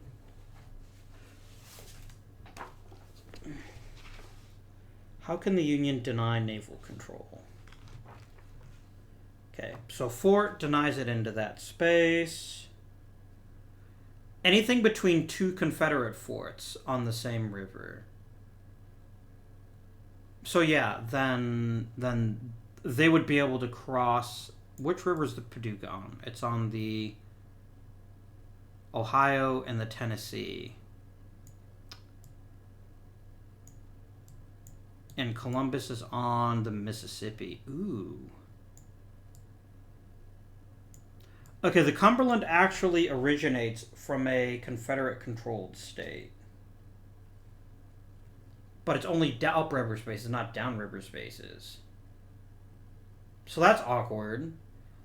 Basically, they'd have to have a fort in New Madrid in order to push upriver and make sure that they could cross in Paducah. Or somewhere like Dover, maybe? There's some options, but it's not going to be easy. All right. Battling time. +4 to both sides. Let's see how it goes.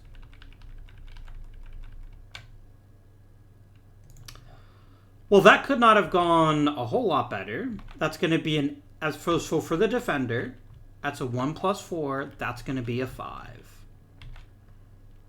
And a 5 is only 1 loss. Boop. For the attacker, however, that is... Did they get a 4? They did. That's a 4 + 4, which is an 8. That's 2 losses. 1, 2. And then they have to retreat. And they're going to retreat to Jefferson City. So they're going to go 3, 4. St. Louis is now Union-controlled again. Now, they could attack the Army of Mississippi again. But they would instantly get to withdraw for free if they wanted to. And there's absolutely no point in this army making a final stand. Even if it means losing Missouri. Or is it worth it making a final stand? Oh, darn.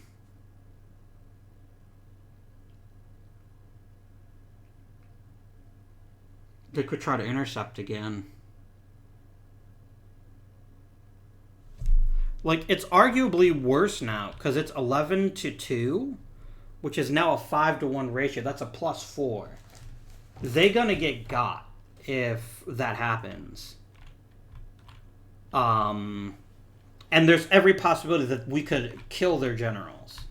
The question is it worth it to the Confederacy to sacrifice the Army of the Mississippi, just to keep Missouri in Confederate hands? And I think the answer to that question is no. And it's not because the army is worth very much. It's because Jackson is worth that much. So they're going to move to Jefferson City. They're going to take the auto withdrawal. And this flips to Union control. And that ends the Army of the Tennessee's turn. So it's 1, 2, 3, 4, 5, 6.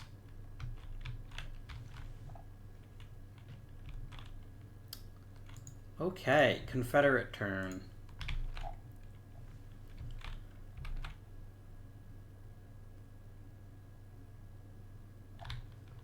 What would the Confederates like to do? We're in such a weird... I mean, the obvious thing that they would like to do is they'd like to go into Cairo. But I don't believe that they can, because they haven't denied Union naval control over... It's got to be over which river? Can you remind me, game, which river it would be? Since it can enter Cairo without crossing river, but it has to cross river to leave Paducah.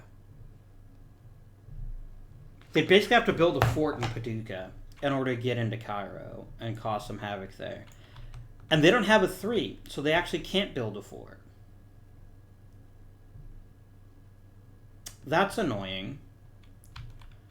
So Cairo is essentially completely safe, which means the Army of Tennessee isn't doing anybody any favors here. It makes sense to move them into a position where they can actually be helpful. So we're going to play John Erickson's Monitor Fleet. And we need to decide where we want to go with the Army of Tennessee.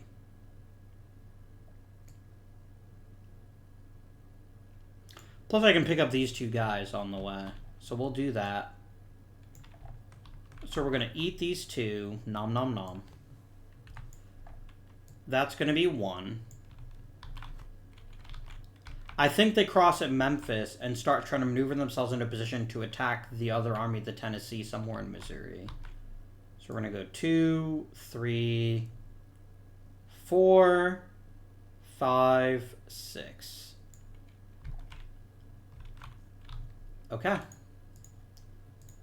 Union time. Confederate overseas agent. Who cares? I'm going to keep him up. I'm going to keep it up.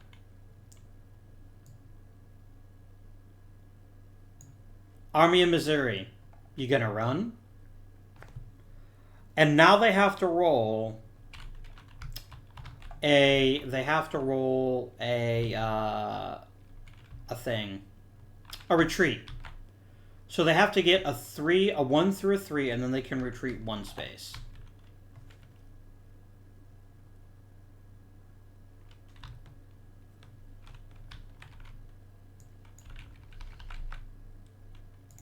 Two. They're going to retreat this way. That flips.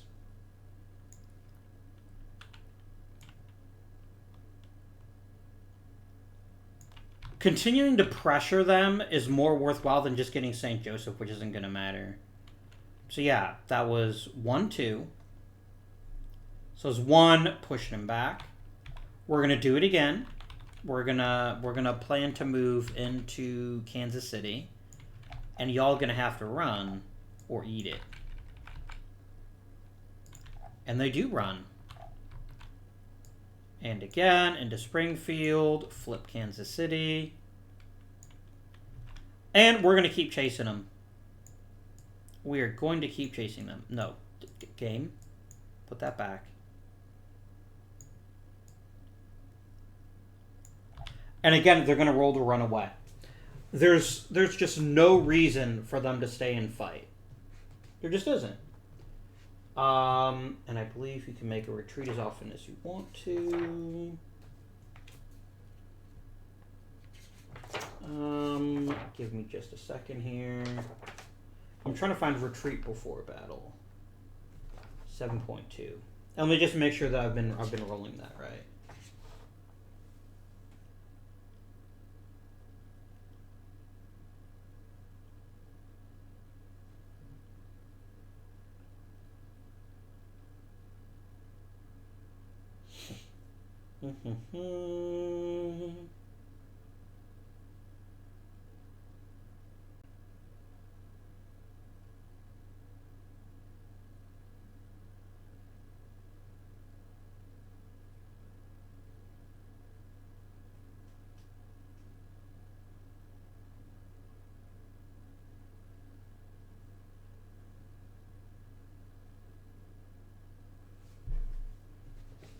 Yeah, there's really no reason for them to stay and fight. So they're going to try to roll, and if they roll high, they're screwed. They're not.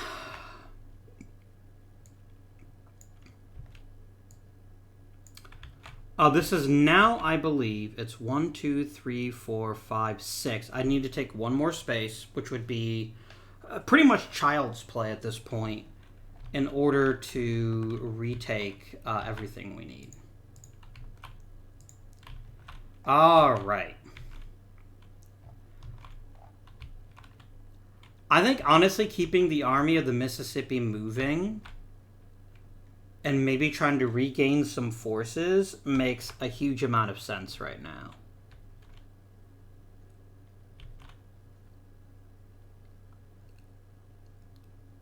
Because I've already decided it's not worth keeping the Army of the Army of Mississippi just to lose.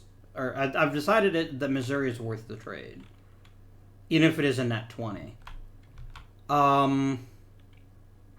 So what I want to do is I want to get them away into a rail junction so that they can start getting reinforcements next turn and be a more effective fighting force.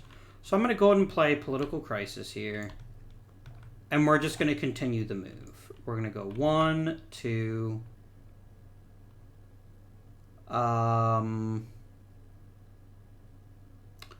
Surely I can cross my own river. Right?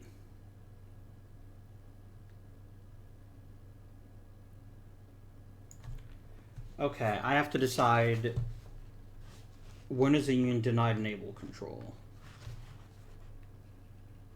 The riverine movement rules are a little bit cumbersome, but I think they make a ton of sense.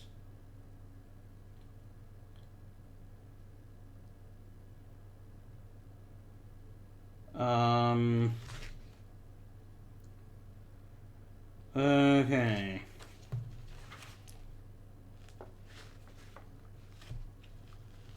Denial of naval control. Here we go here.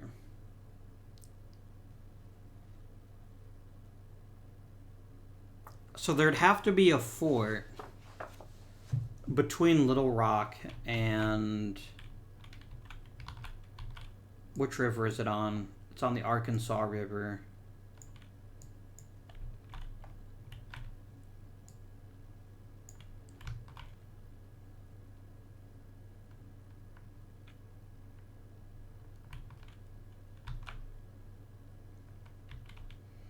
Really, I can't go to Elizabeth? That's fine. I was there, so I go 1, 2, 3, 4...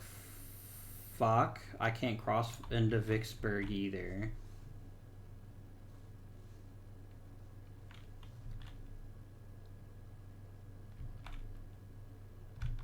I basically can't run any farther. I'm going to stop here in Shreveport. That at least gives me a decent defensive position. Yeah, I'm running out of spaces to go just because I can't cross the Mississippi. Because it only counts as upriver.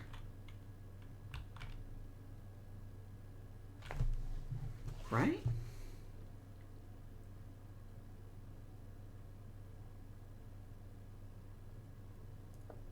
So everything between Memphis and New Orleans would be open, right?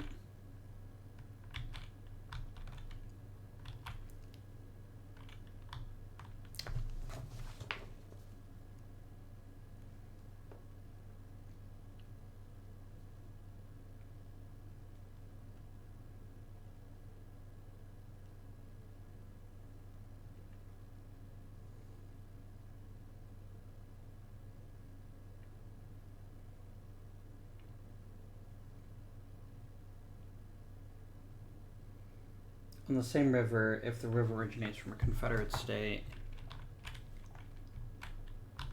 Sorry, I'm needing to think this one out. So, the Arkansas flows into the Mississippi.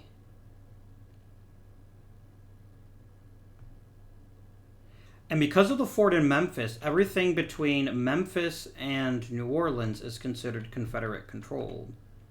So since the Arkansas is a Confederate river, then yes, I should be able to cross it. I'm 99% sure that's accurate. Because it could include something in other rivers and all upriver places on that same river if the river originates from a Confederate state, which the Arkansas does. So then I can go 1, 2, 3, 4, 5, 6.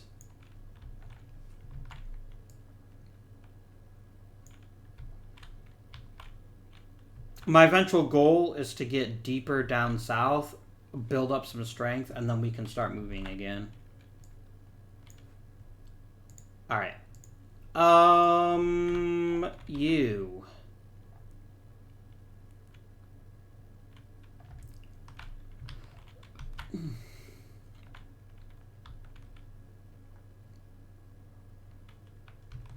Let's finish the job. I'm going to play this just as a generic card.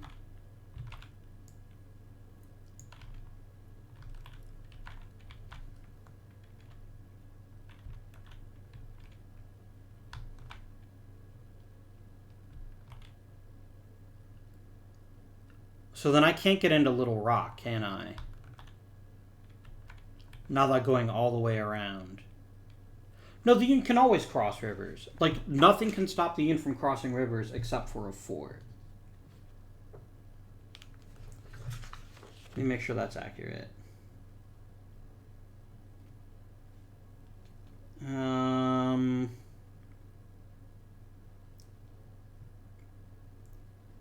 Because I believe the Union can always cross rivers. Yeah, they can cross any river as long as there's no Confederate fort. So we're going to torch Little Rock. Eventually, but not right now.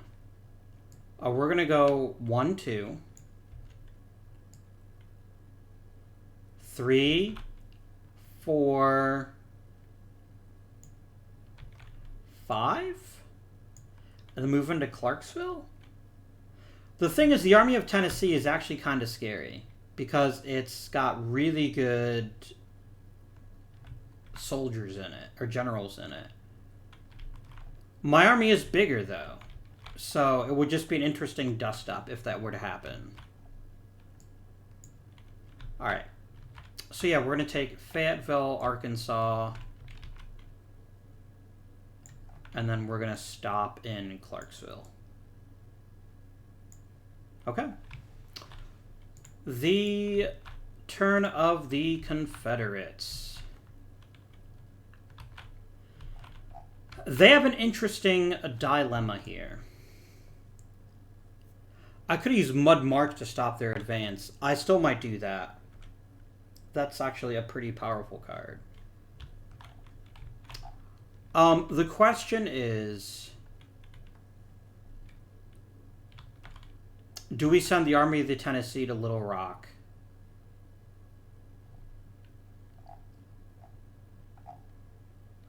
Or do we try to retake Missouri? Either of those things are basically equally possible right now.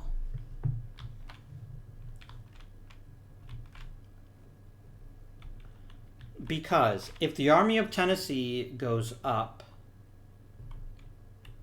1, 2, or it would be 1, 2, 3, 4, 5, stop in St. Louis, then we basically have the same situation. Yeah, that's what they're going to do. It's the obvious play. And then they'll use Mud March to try to stop these guys from doing anything. It does mean sacrificing Little Rock. It's one strategic will. Who cares? It's not going to matter in the grand scheme of things. Not as much as keeping Missouri might. So we're going to go 1, 2, 3, 4, 5, 6.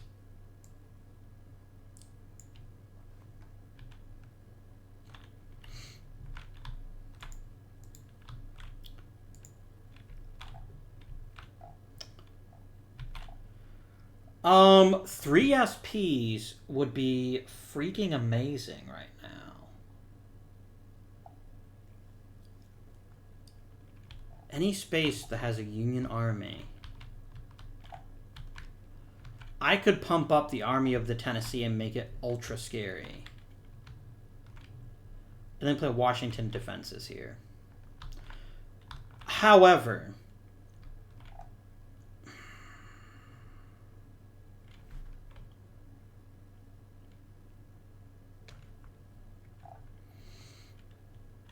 damn it. We're in the same boat that we were earlier.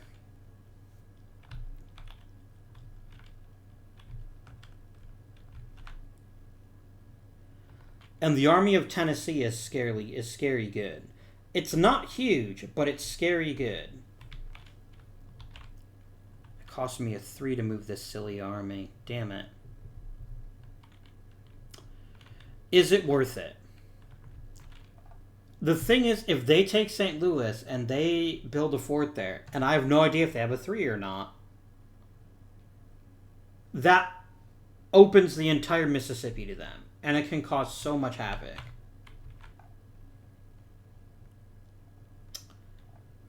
I think we have to try. I think we have to try.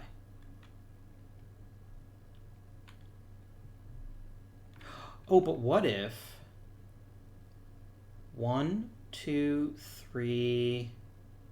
They could roll to intercept. Johnston's not super great at it though. It'd be a 1 in 3 chance.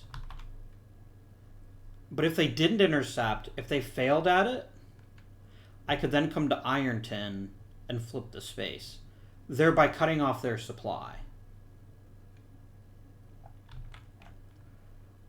And that would be awfully sexy. I basically have to count on them failing 2 intercepts, though, which is certainly not a guarantee. If we did end up as attacking with the Army of the Tennessee, we would get a grand total of +2. I don't like our chances. However, if we let them take St. Louis uncontested, it's just bad. There's just nothing that we could do that would be of any help at that point. Is it worth it to go 1, 2, 3, 4, 5, 6? Just to cut them off? It's another +2 modifier, which would actually even come closer to evening the odds. Assuming they failed to intercept. And we're really good at intercepting because of McClellan. Yeah, I actually like that move. So we're going to go. I'm going to play Dorothea Dix. I'd love getting 3 SPs right now, but it's not as good as survival. 1, 2, 3, 4. Am I already out of supply? Hang on.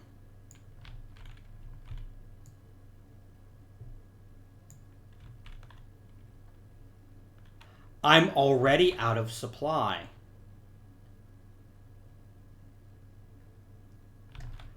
If I can't take Ironton, I'm out of supply right now. And here's why. In order for the Union army to be in supply, I have to be able to draw off to one of the railroads that goes off the map, or to a friendly port.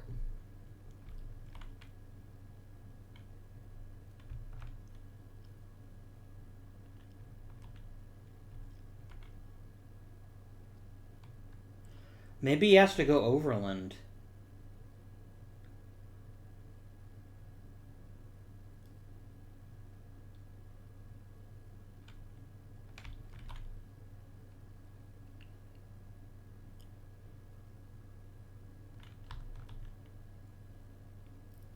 I mean, maybe we have to tell that McClellan doesn't have supply, which puts him in a very awkward position.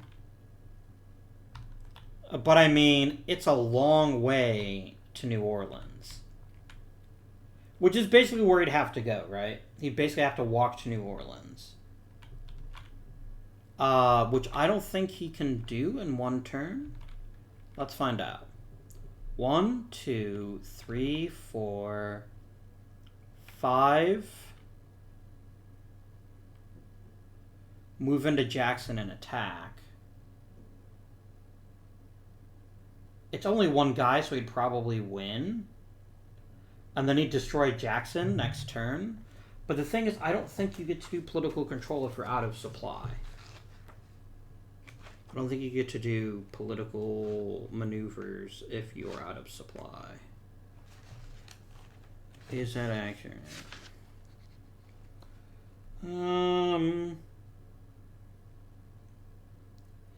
Yep, it has to have a line of communication.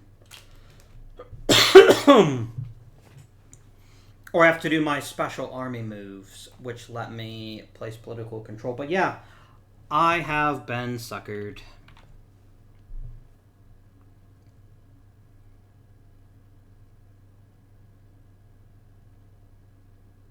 The only way to restore my supply is to go into Ironton. I have to. That flips the script. Although I could just... No, I can't move the Army of the Missouri at all. I can't. And a division move would just get destroyed. Fuck. Yeah, I have to risk this.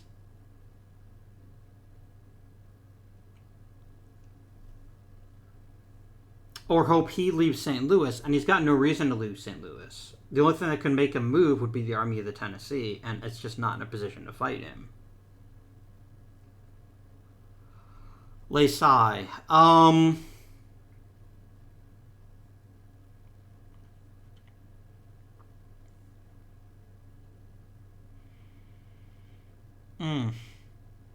I neatly screwed myself by retaking Ironton.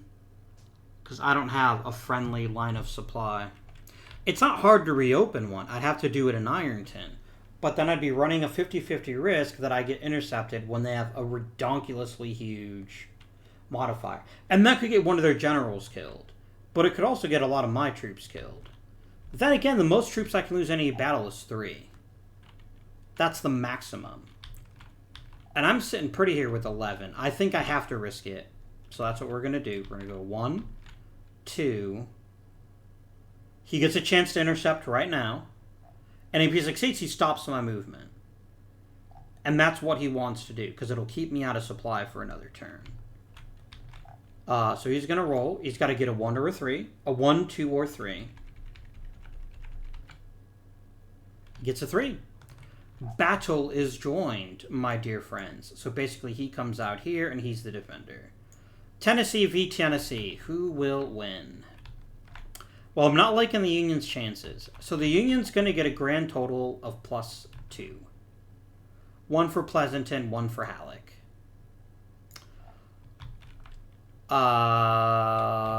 No. They're... Yeah, because it negates... He'd lose all of his 0 combat rating. On the other hand, the Army of the Tennessee is 7 plus 2 is 9. Because they get another plus 2 because they're fighting an enemy that's out of supply. They're going to get max casualties on the defender's roll. And unless I also manage a 10, which is actually not possible, I'm going to lose the fight. So it's simply going to be a matter of...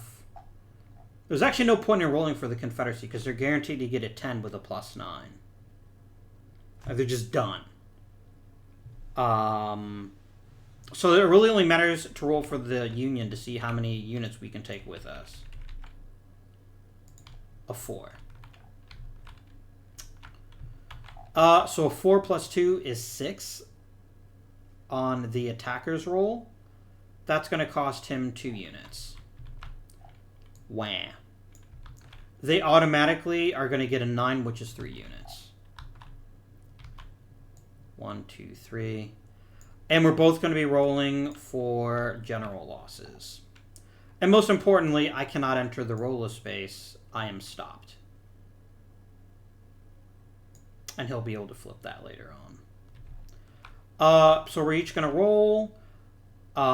Union is on a 1. Confederates is a 1 through 3. Wow. Wow. Okay. So the Union's going to lose another general. It can be anyone but McClellan. We're going to do that. Again, a 5 or 6. I will re-roll. Please don't be Pleasanton. Do me a favor. Kill Banks. Oops.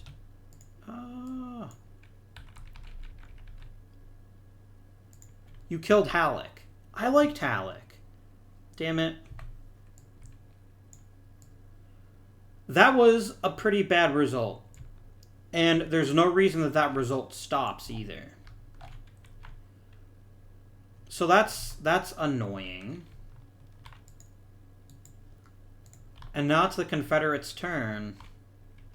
I could have just used Mud March, but it's actually arguably more fun. I mean, why not wipe the floor with them? They can't intercept because we're already adjacent. They're going to lose another 2. It's still going to be a pretty giant modifier. And if I could wipe that army out, that would be a pretty darn big deal. So first of all, we are going to play Galveston to activate the Army of the Tennessee. We're going to do a flippity-dippity for our first movement, and then we're going to attack. And the Army of the Tennessee, you know what? They could retreat.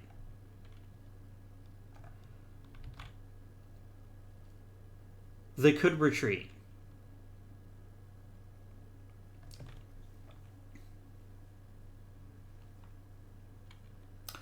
If they can successfully keep retreating, and McClellan's actually pretty darn good at that, he can save the army.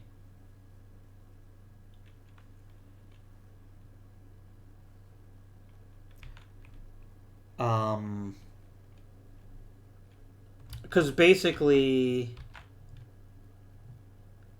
he can try to save the army next turn anyway by crossing the river out of St. Louis. So he's going to try it. He has to get a 1 through 4 to retreat. It's 2 for the cavalry and 2 because McClellan's pretty good at defense. He gets a 1. He's going to retreat. So that was 1, 2. We're going to do... So we're here. No, they're in St. Louis. So I went 1, 2... 3.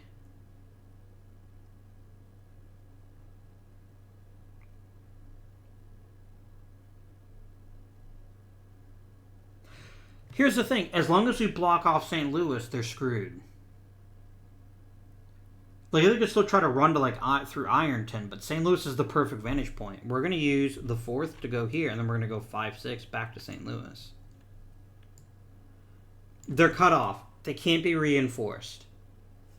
They're just going to wither and die unless they get enough raw firepower to make the Army of the Missouri scary.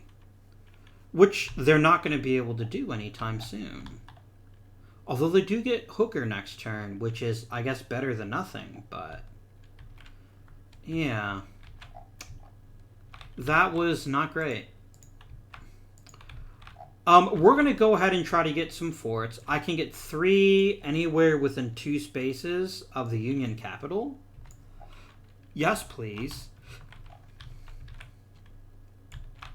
We're going to put 1 in Harper's Ferry, 1 in Baltimore, and 1 in Gettysburg. No, Annapolis.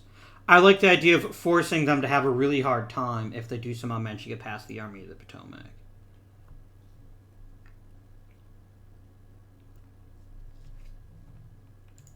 Okay. Last card for the Confederates. Boy, do they wish it was a 3 right now, but it's just a 1. I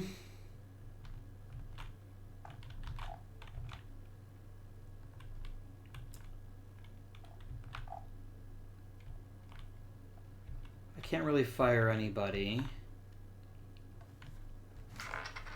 I could reorganize. Like, I could send generals somewhere else.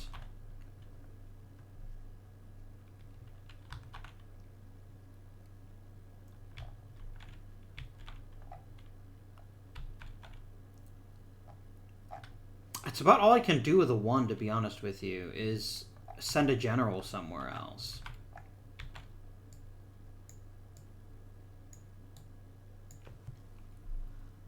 The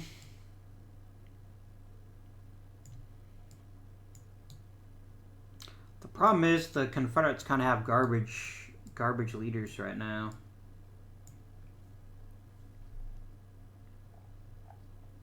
I mean, I could send somebody to take over these troops over here. This little corps in Savannah that's supposed to cut off Buell.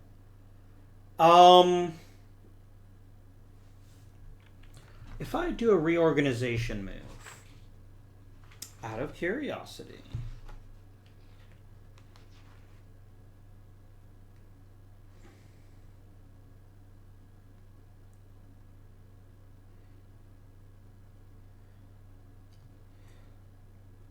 I cannot move the second in command or the commanding general, but anyone else is fair game. Getting Jackson in charge of this corps sounds pretty awesome, but I don't think we can get him there. Let's see. Jackson is in the Army of the Mississippi. Oh, maybe it is. Because as long as it's just by railroad, they have unlimited movement. So 1, 2, 3, 4, 5, 6, 7, 8, 10, 11, Yep. That's exactly what I'm going to do. I'm going to send Jackson from the Army of the Mississippi over to Savannah, where he's going to take command of this corps. And let me just get a Confederate 4 unit. Where was he? Savannah.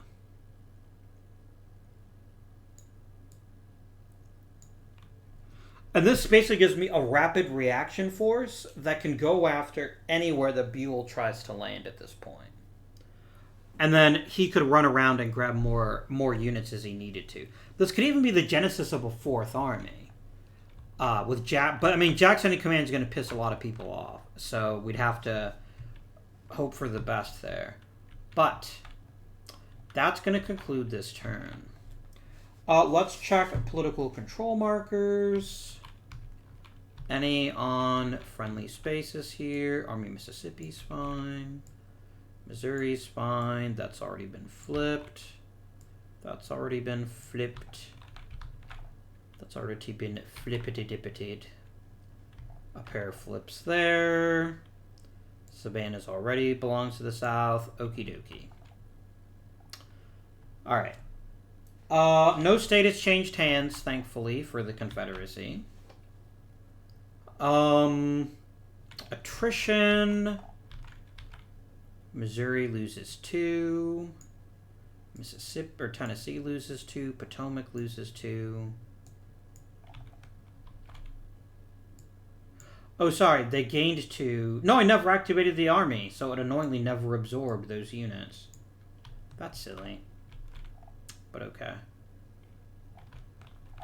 Army Northern Virginia loses 2. Oh no, the Army of the Tennessee is foraging. They suffer attrition a second time. But it's only down to 1. Thankfully for them. 1 for the Army of Tennessee. Army of Mississippi loses nothing.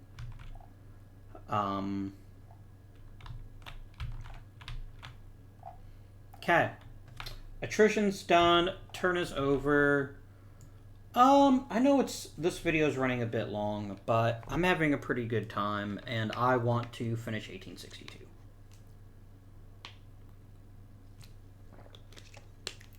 So that's what we're gonna do. I do need to put a new. Well, we'll do reinforcements first. So, 8 in Washington of the District of Columbia. 6 in Ohio or Indiana. We're going to put 6 here. 4 anywhere in Illinois or St. Louis. We're going to go ahead and just pop those bad boys right into the Army of the Missouri.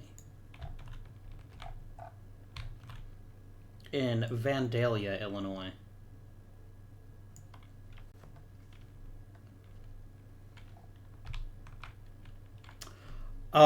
Then the Confederates go. They get 1 per state. You know the drill by now, I hope.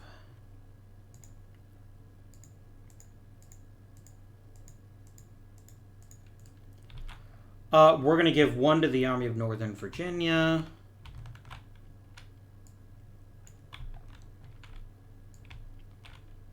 We're going to put 1 in Weldon, North Carolina. We're going to put 1 in Marion, South Carolina. We're going to crank Mr. Jackson here up to 5.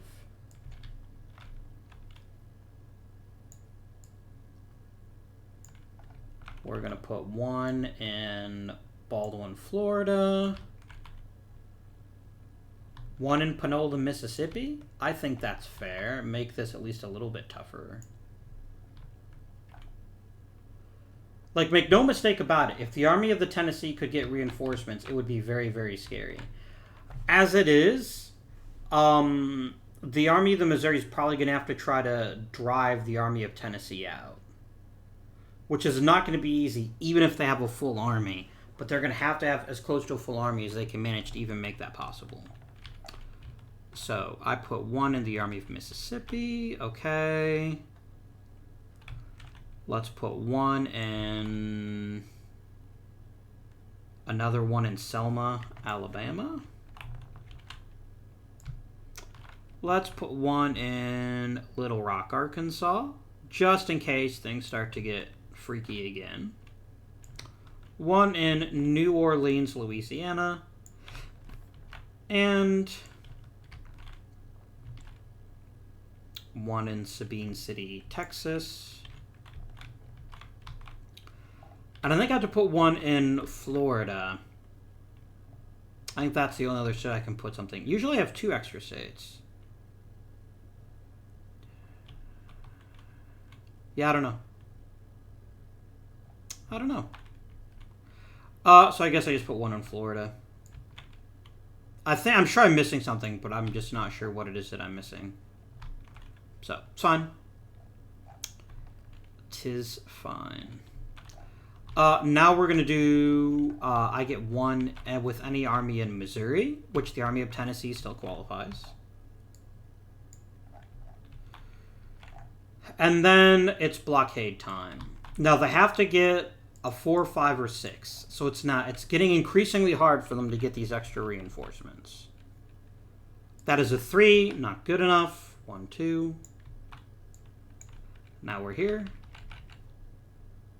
That'll play. And we're going to bump up Jackson to a full core. So we can really cause some havoc. East Gulf blockade zone. Fail. Another 2 down. And the West Gulf blockade zone. And they got a 4. So they're going to put another guy in New Orleans. All right. Time for strategic redeployment. I need the Army of the Missouri to be as blunt an instrument as I can manage. All 6 of you are going from Cincinnati to Salem for maximum damage. I can still do 9 more. I'm going to take 4 more and put them into the Army of the Potomac.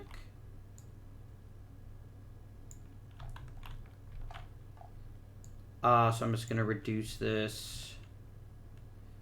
Wait, how do I go from 8 to 4 exactly? Like that. Okay. And then I have some more troops that I'm just not sure what I want to do with. I could transport them by sea, and we could make like another corps, but I just don't have the generals right now to support that. So I think we just don't use any other relocation moves. And then I get 7 with the Confederacy. I'm definitely going to take you and put you into the Army of Mississippi for a 4. I'm going to take both of you and put you into the Army of the Mississippi, getting you up to 6. And that's been 3. 1, 2, 3.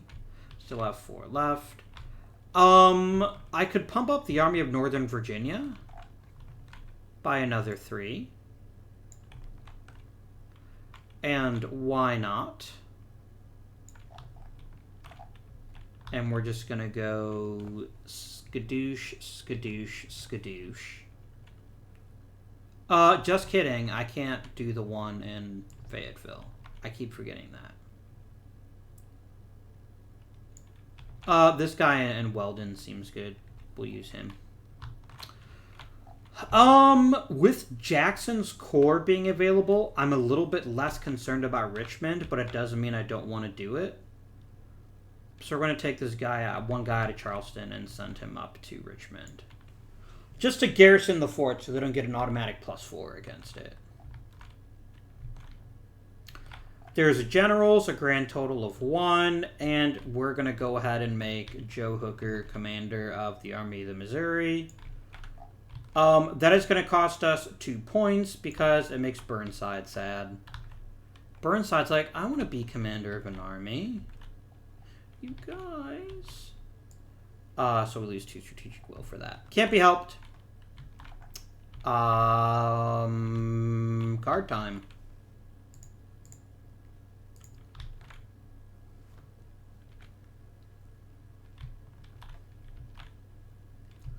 Ooh, the Emancipation Proclamation. That could be big. Now, the Confederacy would love to get a campaign card. Oh, wow. This game knows how to time shit. We're going to wipe the bloody floor with the Army of the Tennessee. That's going to just disrupt so bloody much. And especially the fact it's going to keep Grant from getting command of an army as quickly because McClellan will be eligible. Yeah, there's no reason not to go first and play the major campaign card. So, step 1. 1, 2, flip. 3, do you want to intercept? It would give you a +2. And that would then be 1, 2, 3, 4, 5. versus... Well, that would actually be a 7 versus a 6. That would make it somewhat actually manageable. Oh no, plus you get another +2 for being out of supply. It's still worth it. It is worth it to try. It at least increases the chance that we'll take them down with us and maybe kill some of their generals. So we're going to try it. I've got to get a 1 through 4 to intercept. And we got a 1. Now let me just double check that the intercept is based on the defensive battle rating, which I'm 99.9% sure is true. That is under the move. Move-a-tee move. Defensive rating. Brilliant. Alright, so we cause an intercept. So basically we get to Lexington first. The Union's gonna get, because Johnston is still not a great commanding general, it's gonna be, he's gonna get his full number. And it's going to be 1, 2, 3, 4, 5, 6, 7 versus 1, 2, 3, 4, 5, 6, 7, 8. So it's 7 versus 8. This is as close to a neutral die roll as the Union could hope for. And they're the defender. A 5 and a 2. So, both sides do indeed... Wait, let me make sure that's the case. Let me add this back up again. 1, 2, 3, 4, 5, 6, 7, 8.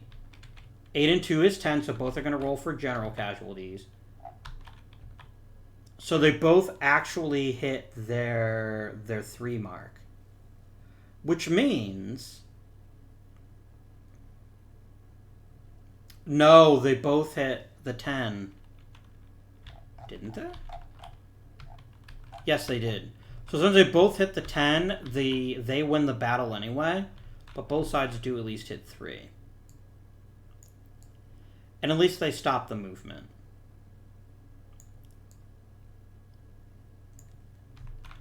So they're going to go 1, 2, 3. And they're going to go 1, 2, 3. And now both sides are going to roll for casualties. So remember, either side, a 1 through 3 is a dead general. And they both rolled a 1. Alright. Union first. We have Pleasanton, Banks, and Burnside. It's going to be 1, 2, 3, 4, or 5, 6 for them. You've had a lot of dead generals this game. Oh no, Pleasanton. This increases by an SP because SP actually comes back. It's freed up. Well, that makes us a lot more vulnerable. But the Confederates get to play this game too. They get to play it hard.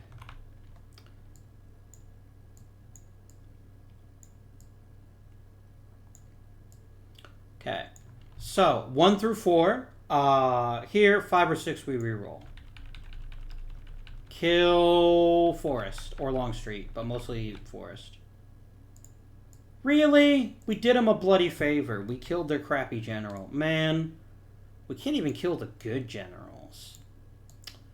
SM freaking H. The interception does have the positive effect of stopping their movement, though. So they can't go any farther with the Army of Tennessee. We could try to escape next turn. Back into Union territory. See what we got left. But they still have 2 more armies that they can move.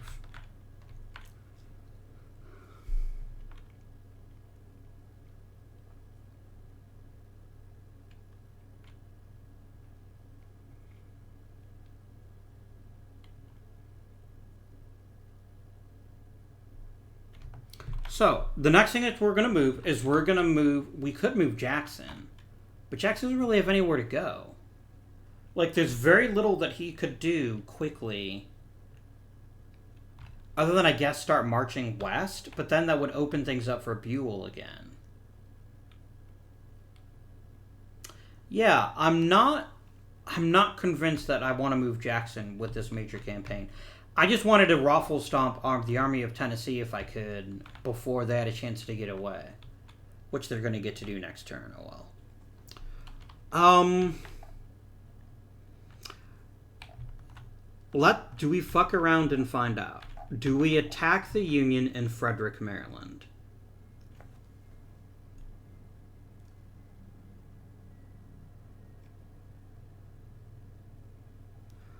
I really don't think so. I don't think it's worth the attack. Now, what I could do is try to entice the Union to come south. To, yes, pick up some spaces, but also...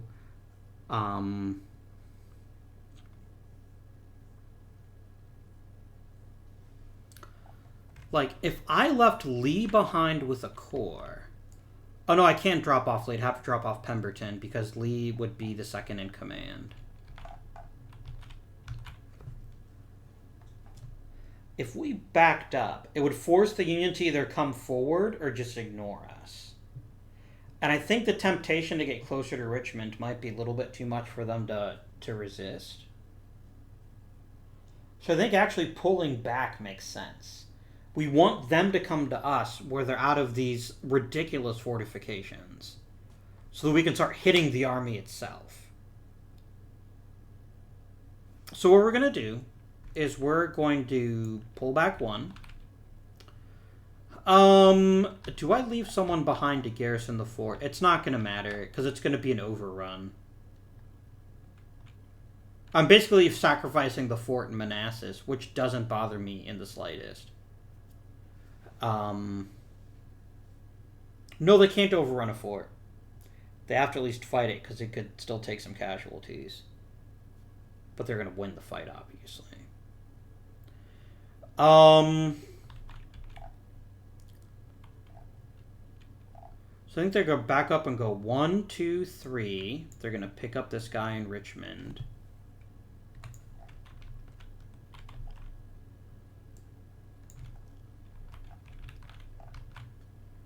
So we want 1, 2, 3, 4, 5.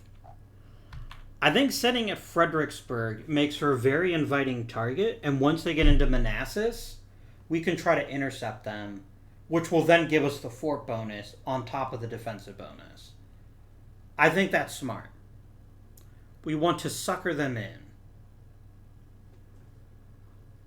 We do. And if we do manage to convince the Union that it's worth the attack, and we can hurt the Army of the Potomac, we can make them kind of go back a bit, and then we can start thinking about flanking around into the vulnerable Midwest. That's what we're going to try. So, and that was 2 armies. I could move Jackson like in circles, but other than that, there's just no point in moving Jackson. He can't do a naval move because the Confederates can't amphibiously assault. He basically needs Buell to make a landing somewhere, and then he can go crush him. So he's going to sit tight, and that's going to conclude the Confederacy's turn. All right, Union turn. So, if we win a large or medium battle victory, we get to play the Emancipation card. The Emancipation Proclamation. That's huge.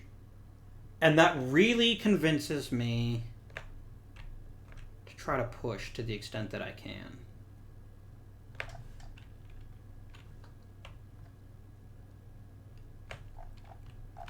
I could get a free unit in St. Louis. Not that would accomplish much, though.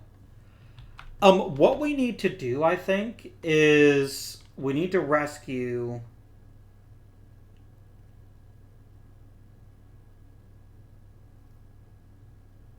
Yeah, we really do. We need to rescue the Army of the Tennessee. That's almost the most important thing we could do. And we need to retake Paducah, Kentucky, so that we can then drive on Columbus, Kentucky in a future turn. With either of the two armies. Keep in mind that with fighting Joe Hooker here, we can actually move on at 2. So we can basically move on any card we've got here. What does this do? Oh, that lets me demote or remove a commanding general. But I really don't see a point to that. There's nobody obvious that I'd want him to replace. I could remove any generic commanding general from the game. Meh. That's a good card. I mean, I could just keep making the blockade better and better. But I really need to win a battle. I need to win that medium to large battle. And if I'm going to do that, I'm going to have to pick on the weakest one that I can. With the strongest army that I can. And here's what's hilarious. That's actually the army of the Tennessee. It's only got 3 units. So if I hit it with a big enough army, a big enough bludgeon, it's going to do some serious damage.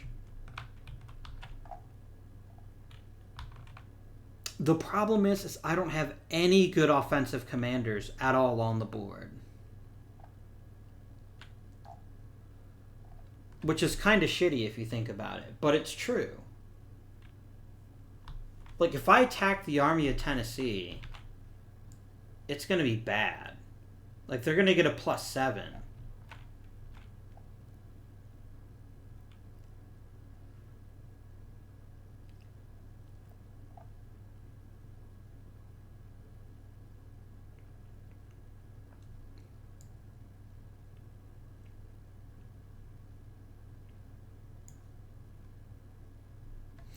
What if I would make him a formidable... No, because on Hooker, I would lose for relieving Hooker. Damn it, game. The only army that's any good at attacking is the Army of the Potomac. I get Grant next turn, but I have the Emancipation Proclamation this turn.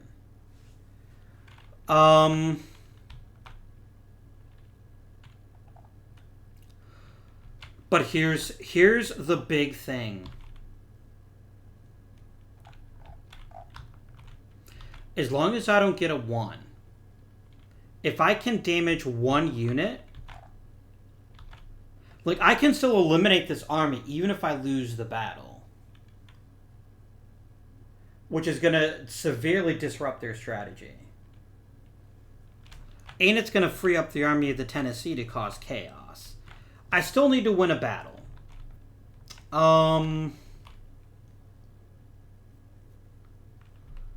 What does he roll to intercept on? A 4.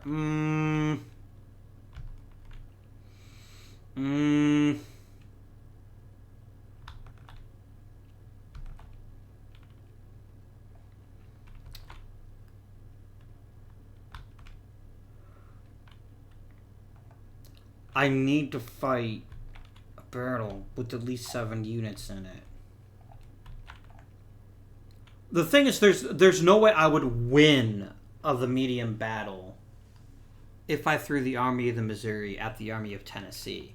But I have a very high probability of actually wiping out the army.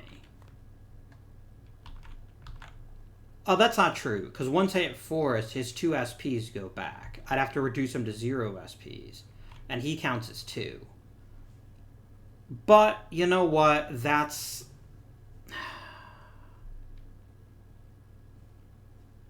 The Army of the Mississippi is still more vulnerable, even with more people. I need to force them into battle. So, I am going to activate the Army of the Missouri. Or do I save the Army of the Tennessee first? I don't care about losing the army. I can always get another army, but I do care about losing the generals. So I'm actually going to pick this card back up. And I'm going to play the Gettysburg Address to activate George McClellan. George Britton McClellan. They're going to go 1, 2, 3,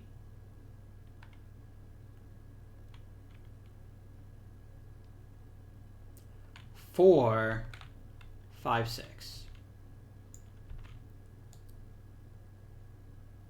Because once he crosses into Cairo, he regains his line of supply, and then he can work on that.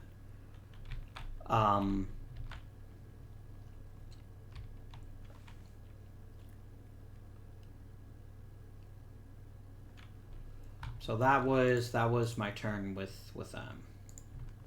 Confederates now play.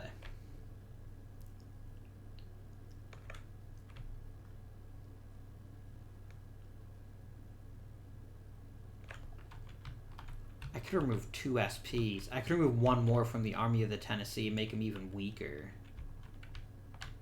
That's not that big a deal, though. It's not really going to break anything if they do that.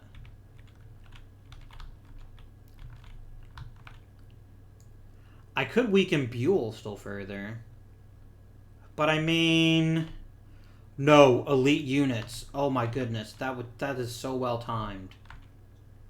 They're going to play that. And then who do they want to use?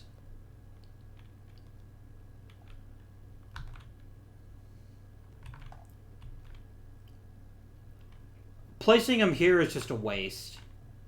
Like, it's a big army. It would actually be considered... No, it's not.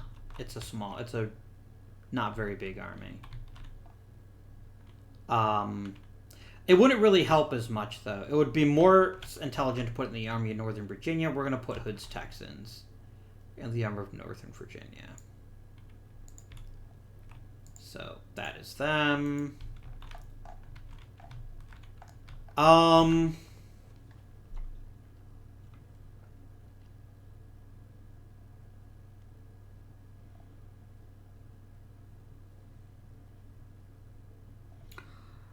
If we wipe out this fort, so it'd be 1, 2, 3, 4, destroy the fort. 5, attack the fort, burn Memphis. But no, I don't want to expand that quickly. I want to learn my lesson, which was don't screw that up.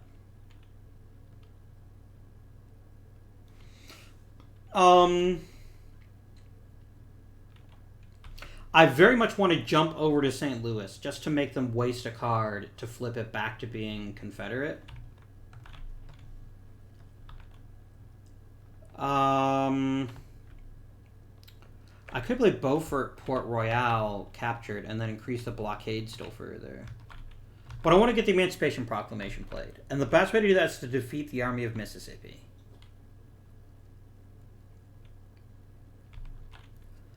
And the best way to do that is to start pressing down with the Army of the Missouri. So I'm going to play Baltimore Revolts for activating Fighting Joe here. We're going to go 1, 2. Nah.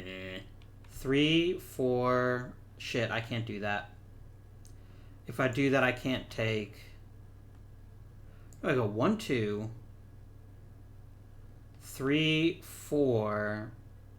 5, 6. I cannot win. I cannot lose this battle because I get a +4, and I have enough other shit. Yes, I can, because I only get a maximum of +4.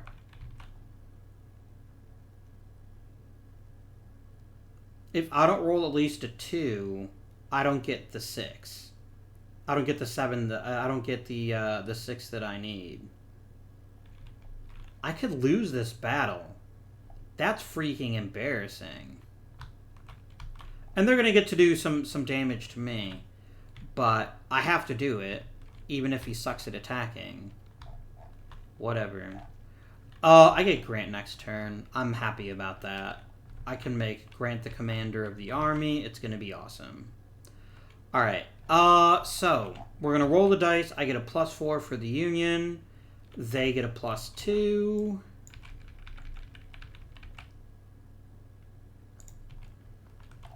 They do 5 damage, which is going to reduce my unit by 1. And I got, what, a 2? Which is a 6. Which I think is enough to take it out.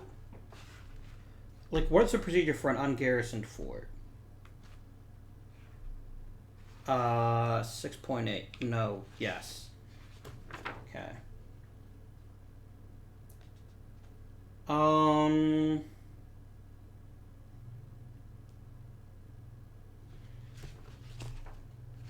How does a battle against an ungarrisoned fort work?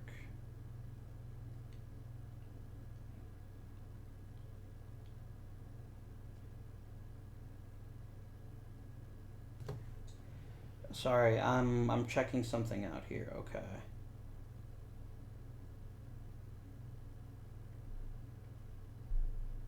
Oh, it automatically loses all ties in combat, so then the fort is destroyed. And that's going to come over here. That's going to cost the Confederates a strategic will point. It's just 1. Okay, so I went 1, 2, 3, 4, 5, 6. So this is actually not flipped yet, but I can do it first thing next turn.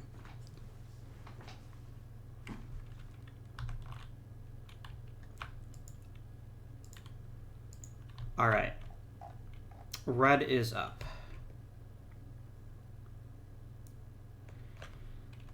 2 units in a blockade zone doesn't help. Reducing SPs doesn't help a huge amount. We're in a really strange situation right now.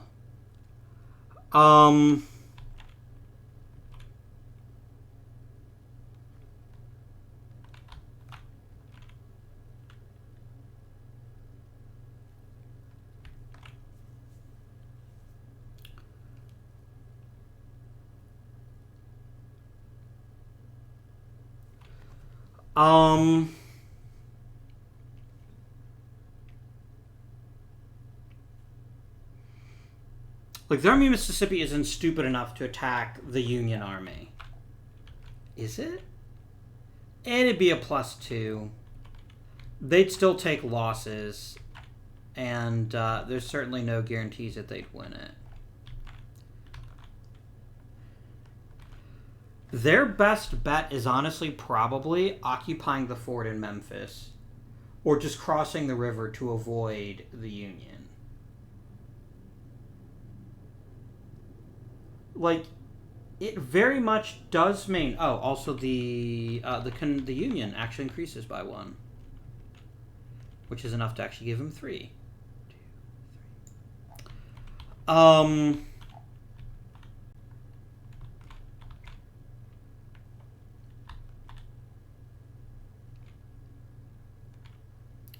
No, even if we destroyed Memphis,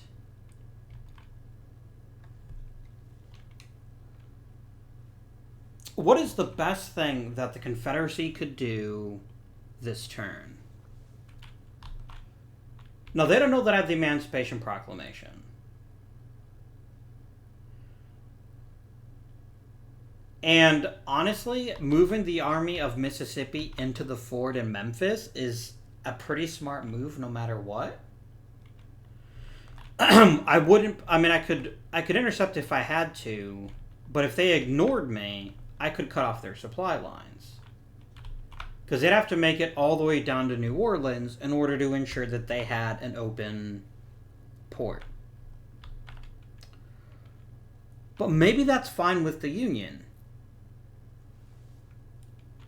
I'd love to fight the Army of the Tennessee, but I can't. I can't get there because the Army of the Missouri is screening them. I can't even assault the fort on Cairo. because I don't have naval control anymore. Thanks, Union.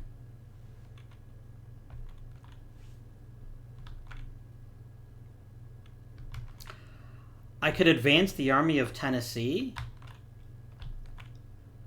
and, like, get him to St. Louis, but then the Army of the Tennessee, then the Army of the Missouri attacks us. I wish I still had freaking Halleck. I have so many bad generals. It's going to get better, but not for a while yet.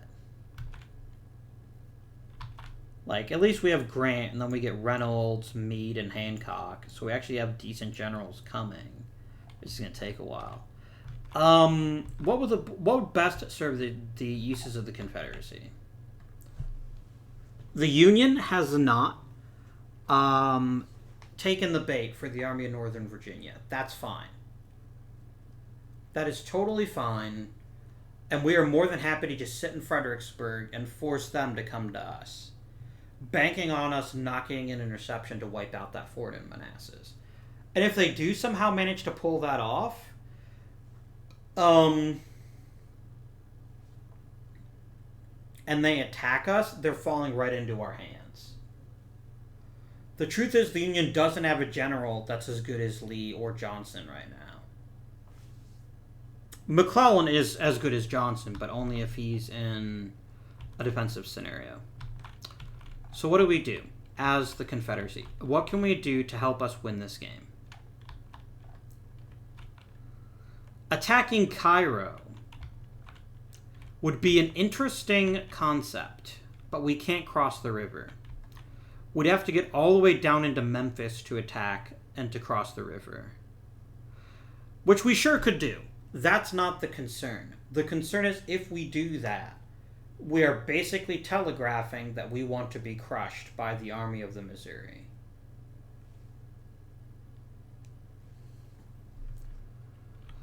And we don't. The long and short of it is that we don't.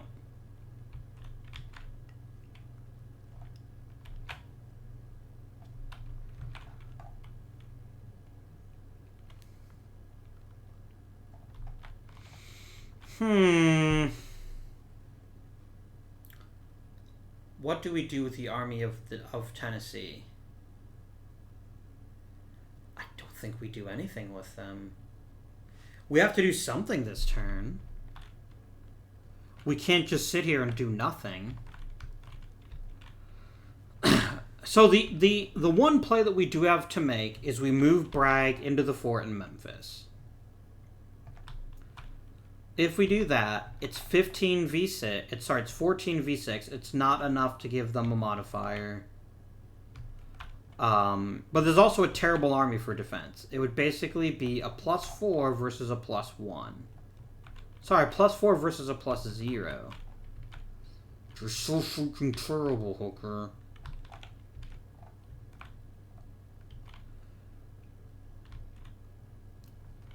But then if I pull into Memphis, the Union could just keep walking and make their way to New Orleans and open up the port. Or go to Mobile and open up the port.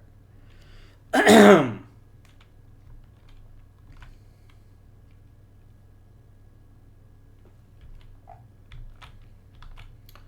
they could even just move really, really slowly and just start converting Tennessee. And that's arguably the worst thing that they could do right now. Now, do they have to have all resource bases to take control of a Confederate state? I think they need both of those things to take it. Here we go.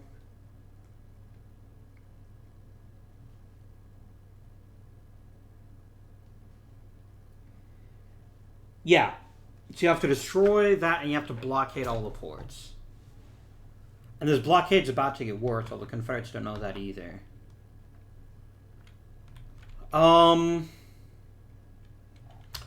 So.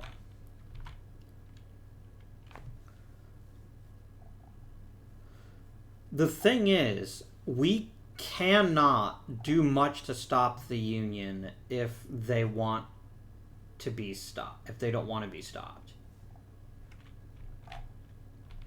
That's just the fact of life.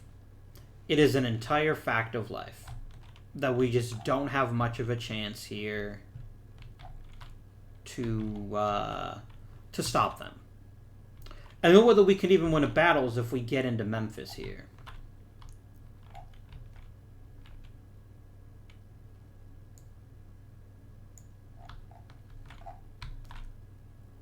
You know what would be crazy?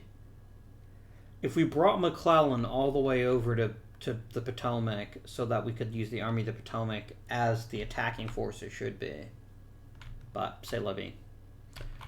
I'm going to go ahead, and this is going to seem like a big waste, but it has to be done. I'm going to play Nathaniel Lyon. And we're just going to go boop. That's it. Boop. I have booped.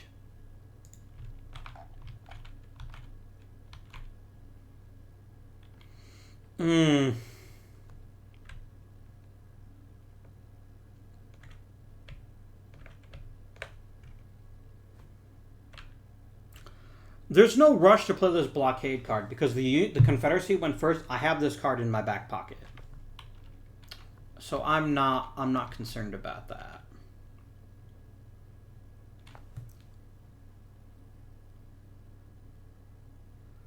Oh my gosh, that's such an obvious play.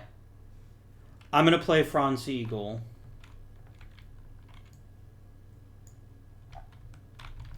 I'm going to take advantage of the fact I've got loads of forts. I'm going to say, boom, fort in St. Louis.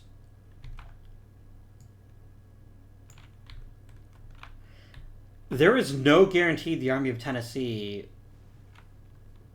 would get out of that battle unscathed. Even if they did bother to go take it. So, kind of a dick move, but I think a strong move from the Union.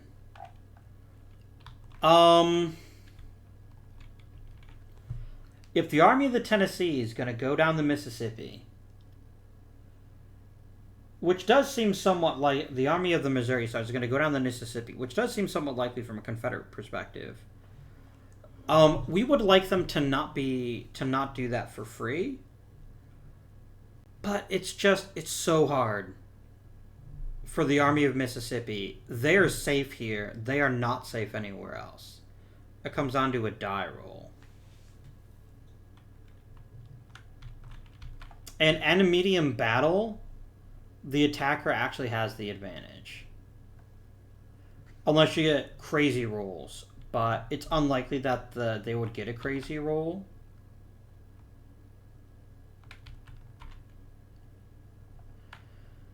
The Army of Tennessee is not doing anybody any good right now. Not where it is.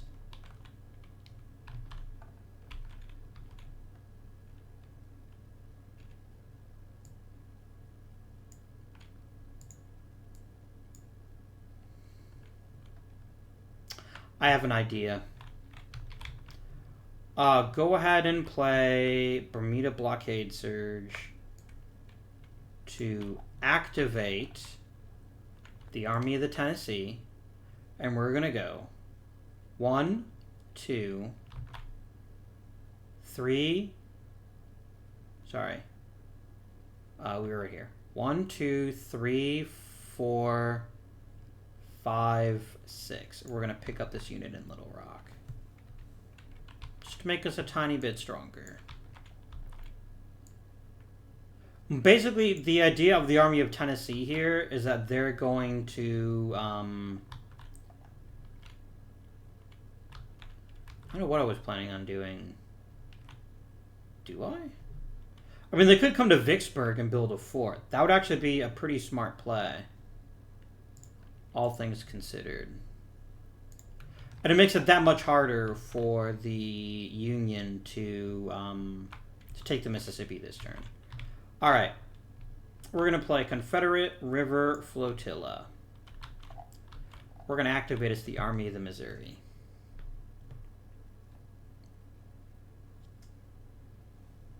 First thing we do is we're going to flip this token. Then we're going to come to Tennessee. And we're going to add a token there for 2, 3. Would the Army of Missouri like to intercept? They could try.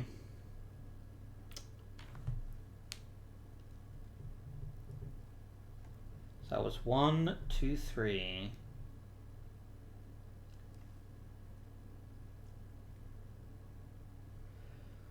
Is there any benefit for them to intercept? It would give them another +2. It would give them a total of a +4. Right? Yes, a +4. The Union would have a +0. It'd be a flat die roll. Yeah.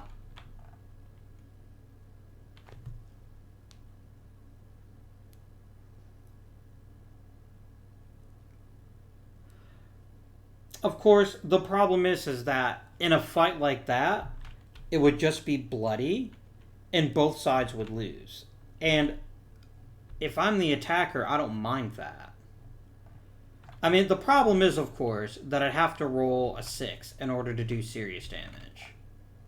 Unless I fought something like the Army of Tennessee, which is quite weak. And that is my other concern, right? That this is just a ploy to try to nail the Army of Tennessee.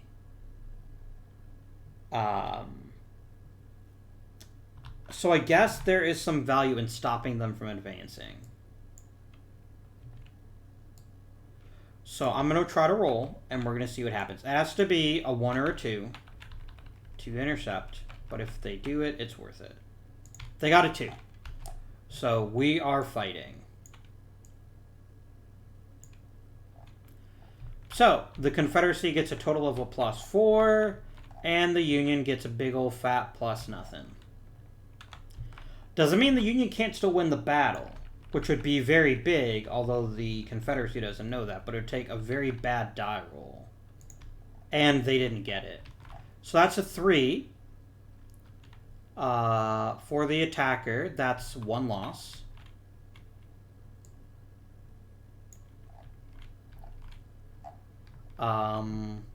However, it's a... what is it? It's a 7 for the Confederacy, which is 2 losses.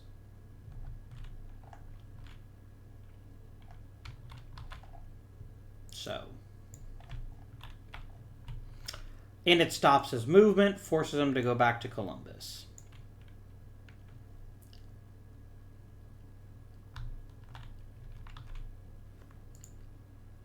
Okay. Confederate turn.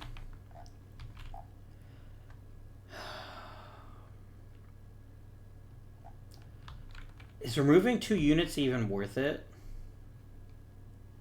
It really isn't. Like, it sounds awesome, but right now no army is weak enough that removing 2 units is going to make a big difference. I mean, I guess it's worth it to play that to weaken things here, but I also don't have any 1s that I can move with, so this card is weirdly useless to me.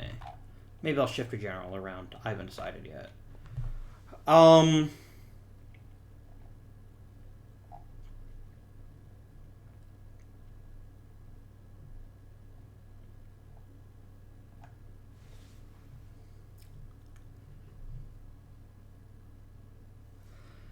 The Army of Tennessee in Memphis is a surprisingly scary concept.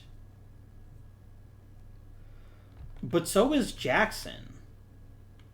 Like, getting Jackson over to this part of the area is kind of scary. He can move up to 10 spaces if he goes by rail. So it'd be 8 spaces. Or is it 10 spaces? No, it's 10. So it'd be 1, 2, 3, 4, 5, 6, 7, 8, 9, 10. No. If I was worried about them going after New Orleans, I'd pull Jackson. Now, that does open things up over here, but the way I see it, this is actually the bigger threat, is the Army of the Missouri and a reinforced Army of the Tennessee, which then becomes an extremely dangerous player. Or the most dangerous scenario, which is Grant taking control of the Army of the Missouri. So I don't like any of those options, really. If we could attack as the Confederates, the Army of the Tennessee, that would cause so much havoc. Like, that's where their good generals are. We could hammer them hard. But that would only happen if I could get the Army of the Mississippi to fight them and not the Army of the Missouri. So that is the situation that we're in right now.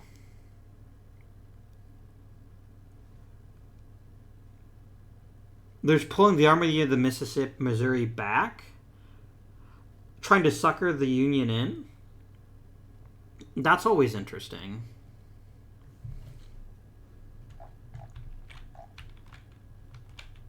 Yeah, I think that makes the most sense. It's boring to use these cards for this purpose, but it's the smart play. I need them to expose the Army of the Tennessee. That is what I need from them.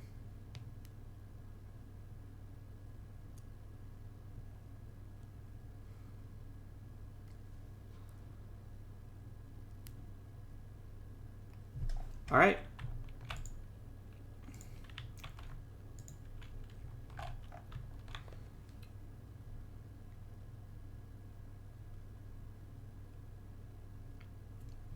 You know what I could do? I could move the Army of the Tennessee over, grab like the units from Hooker, and then I'm less scared about moving with them aggressively. Admittedly, they're still also terrible for attacking. But there's even a small chance that I can pull it off. There's so many possibilities if I can play this stupid card.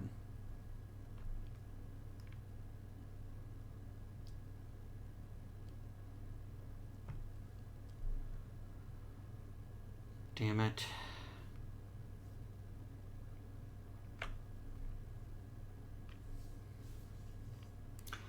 If I want my medium or large battle victory, it honestly might need to come from the Army of the Potomac. Like, the Army of the Potomac gets a +4 in battle.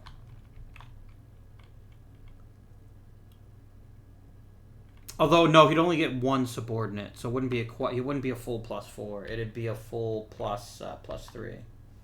Because he'd get McDowell, Stoneman, and that would be, and then the Iron Brigade would be a +3. The Confederates would get a +7. No, +8. Yeah, there's just no way that they're going to be able to pull off a win there.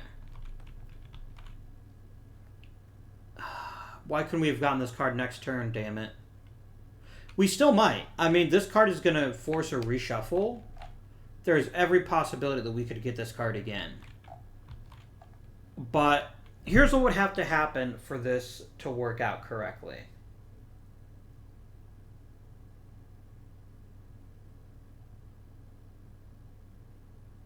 But even then it wouldn't. No, yes it would, because I'd get a pretty massive multiplier fighting the Army of Tennessee because of my size. It's 12 versus 3. That's a 4-to-1 ratio. That's a nice +3, and it helps even the odds a bit. I think that's what we're going to try. So we're going to do what we did last time. I'm going to go 1. And we're going to see the Army of Mississippi is going to try to intercept. And if they don't get a 1 or a 2, which they didn't, so then we do 2, 3, 4, 5. The Army of Tennessee could potentially try to intercept. They could do it on a 1 or a 3 for an additional +2 modifier. The problem is that even if the Army of Tennessee wins, they still might lose because of the force ratio. But if they don't stand and fight, the Union can burn Little Rock. And then they're in an even worse position because they can't count on the Army of Mississippi helping out.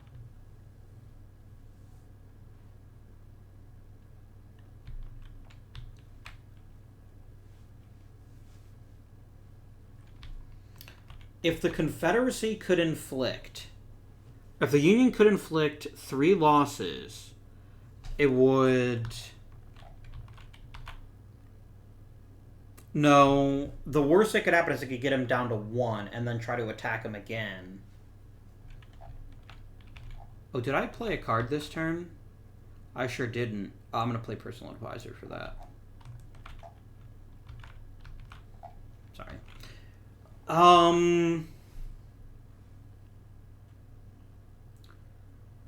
Would they rather fight at a +2 or would they rather try to run?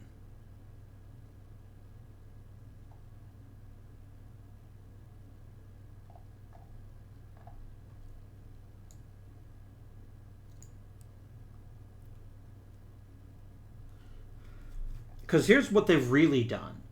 They've basically put themselves between the Army of Missouri and the Army of the Tennessee. Sorry, the Army of the Mississippi and the Army of the Tennessee. And that's the perfect place for Joe Hooker to be right now. So he was here, right? He went 1, 2, 3, 4, 5. So the question is, do they want to intercept? It could force him back to New Madrid, which could then give him enough time to get over the Mississippi.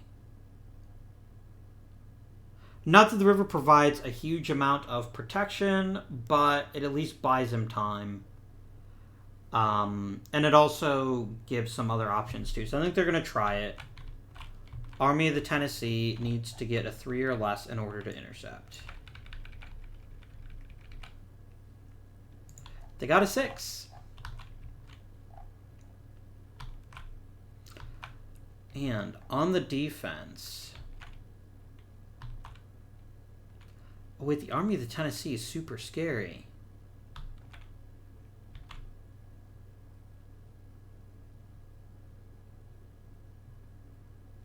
On the defensive. That's a +7.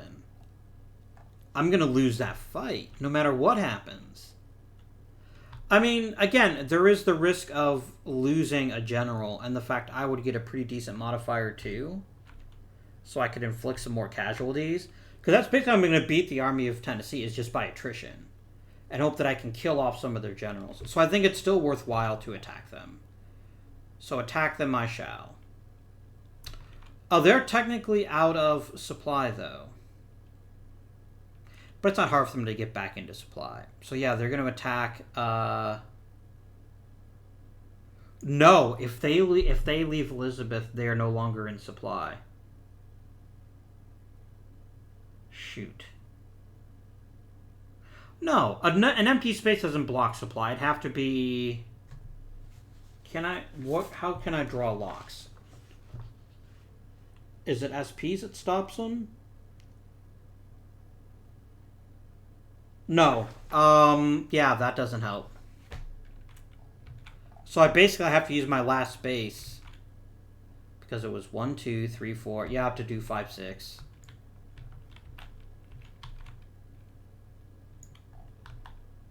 Oh well.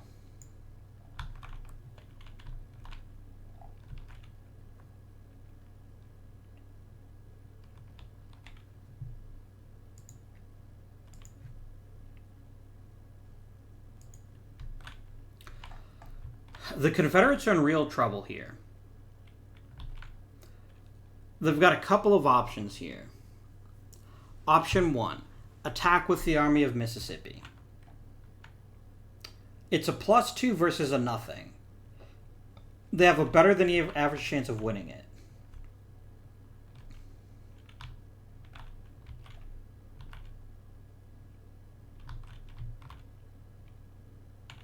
I mean, Hooker would probably try to intercept so he could be the defender, but it's unlikely that would work. If they do that, they free up the Army of Tennessee to move down to Memphis and take the fort. And that would be extremely bad news for them. I mean, that's a -5 +5. The Army of Tennessee could keep running. Try to cross the Mississippi. They'd be sacrificing Little Rock, though. Is Little Rock worth it? Probably not.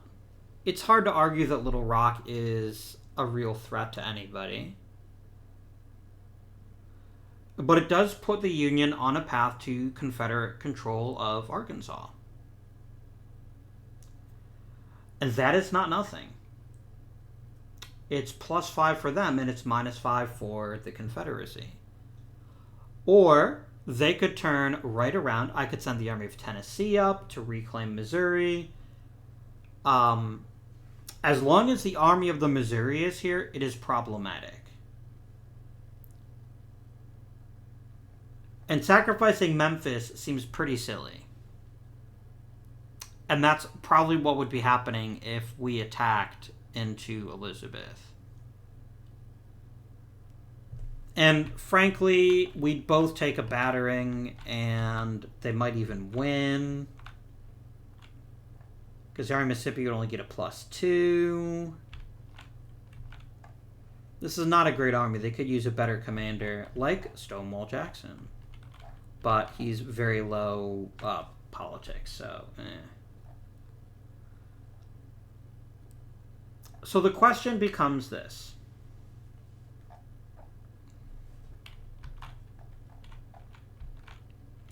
What is the Union's objective here as a Confederate player? They already know if they fight the Army of the Mississippi in the fort, they're going to get bludgeoned. It's going to be a +4, and it's not going to be an easy fight for them. The Army of Tennessee is probably their target. And it would be it would be uneven in the sense that the Confederacy is sure to lose, or sure to win, rather. But it'd also be very effective in the fact they'd lose a general. There's a decent chance they'd lose a general.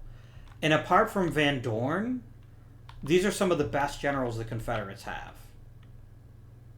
It's a 4 in 6 chance that they're going to lose a general that would genuinely hurt a lot.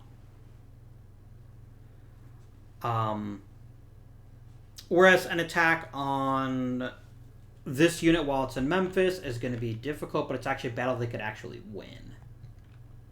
And I can only move one of these two armies. Or I could move neither of these armies.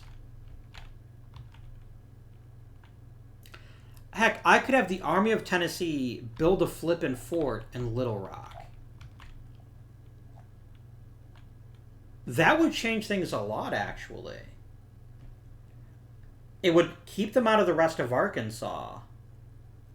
It would force them to attack a fort or attack a fort. Yeah. Screw it. It's fort time.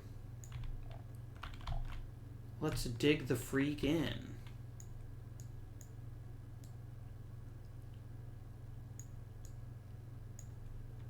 So. Union turn.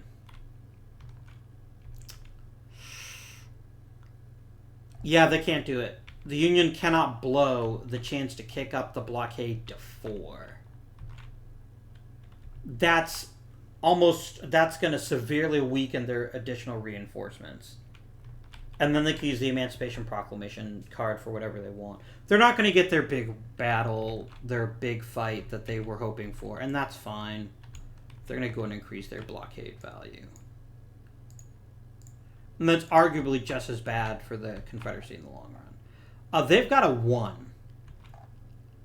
That ain't going to do shit.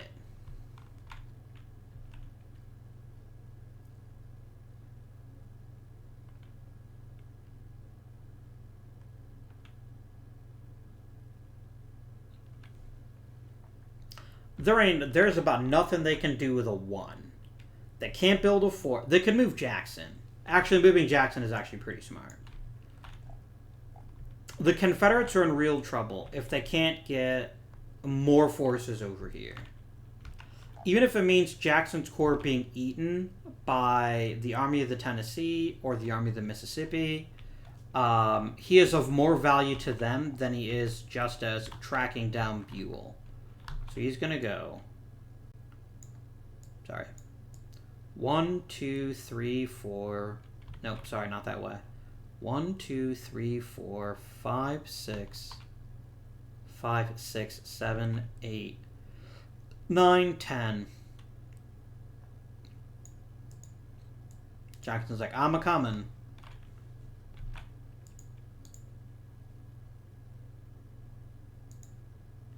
Union plays Emancipation Proclamation. They're bummed they didn't get to play the card the way they wanted to. Oh well. There is still a ton of attraction in bludgeoning themselves against the forces in Little Rock. Because they got 4 to 1 odds. That's a +3 modifier. It's all they've got. But they would also be certain to they would also be certain to force the Confederacy to roll for casualties. All at the cost of 3 SPs. That is absolutely worth it. Without hesitation. So it's going to be 1, 4, 5, 6, 7, 8, 9. They're going to get a 10 no matter what. So really only the Union's roll matters.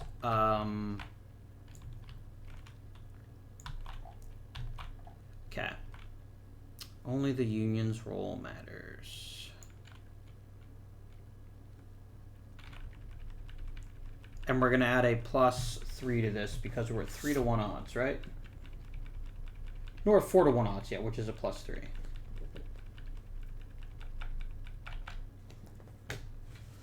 They got a 5. Boo-hoo.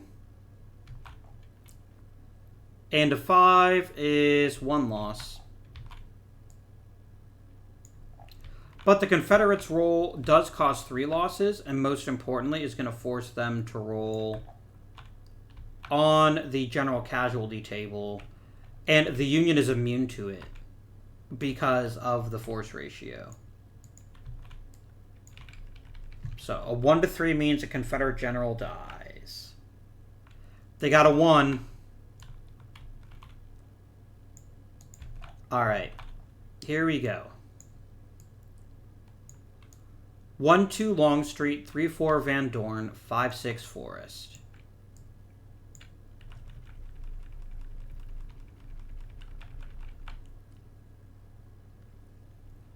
You Van Dorn. They have... What did I do? Did I delete the die? I did delete the die. I can just make another die. I like that die. Although right now I don't like that freaking die. What a jerk. Kill Van Dorn. The one general I didn't care about. That is some grade A bullshit. Oh well. Sigh. Alright, let's check for political control over any spaces. Nothing happened there. It is now... no state has changed hands. That hasn't changed yet. Tennessee is getting close, but they'd have to take Memphis and a couple of other provinces to make a difference there. Attrition phase, we're going to go a boop, a boop boop, a boop boop, a boop boop, a boop. And then that's that. Oh, you needed to go back there. And with that... We also lose 8 strategic will from, that's 1, 2, 3, sorry, bleh, 1, 2, 3, 4, 5, 6, 7, 8, because of war weariness. That comes down to there. However, the next turn is 1863, and finally, we get some competent commanders on the field. Well, a competent commander for right now, which is going to be Grant. And I will waste exactly 0 time putting Grant command of the Army of the Missouri. Or the Army of the Tennessee. No, I can't do that because McClellan's in command. Yeah, it's... He's going to be the general so fast that their heads are going to spin. And then we'll see how the Confederacy likes having somebody who's really damn good at his job. For once. And then we've got a lot of good commanders coming in 1863. Although Hill and Ewell are fine, they're not army commanders. They're just subordinates. So, anyway, I hope you guys are enjoying so far. Next episode, we're going to begin with 1863. I'm going to call it now.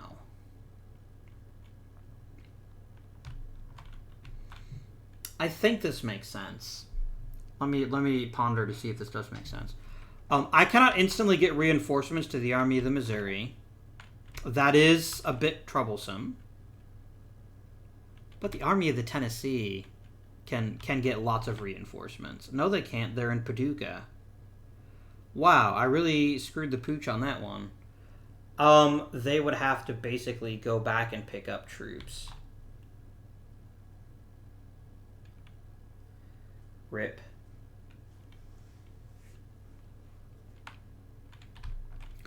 Then again, if I go back and pick up troops, I can squish the Army of the Missouri. So I've got options. Sort of? No, I don't. There's no rail connection. The closest I can get is Cairo, Illinois. That's a long way to get back. And maybe we'll just try to take Missouri or something next turn. We'll figure something out. Jackson's coming. Here is my thought. If the Union can make it to the end of 1863 without losing anything significant, I think there is every chance of them doing a huge amount of damage.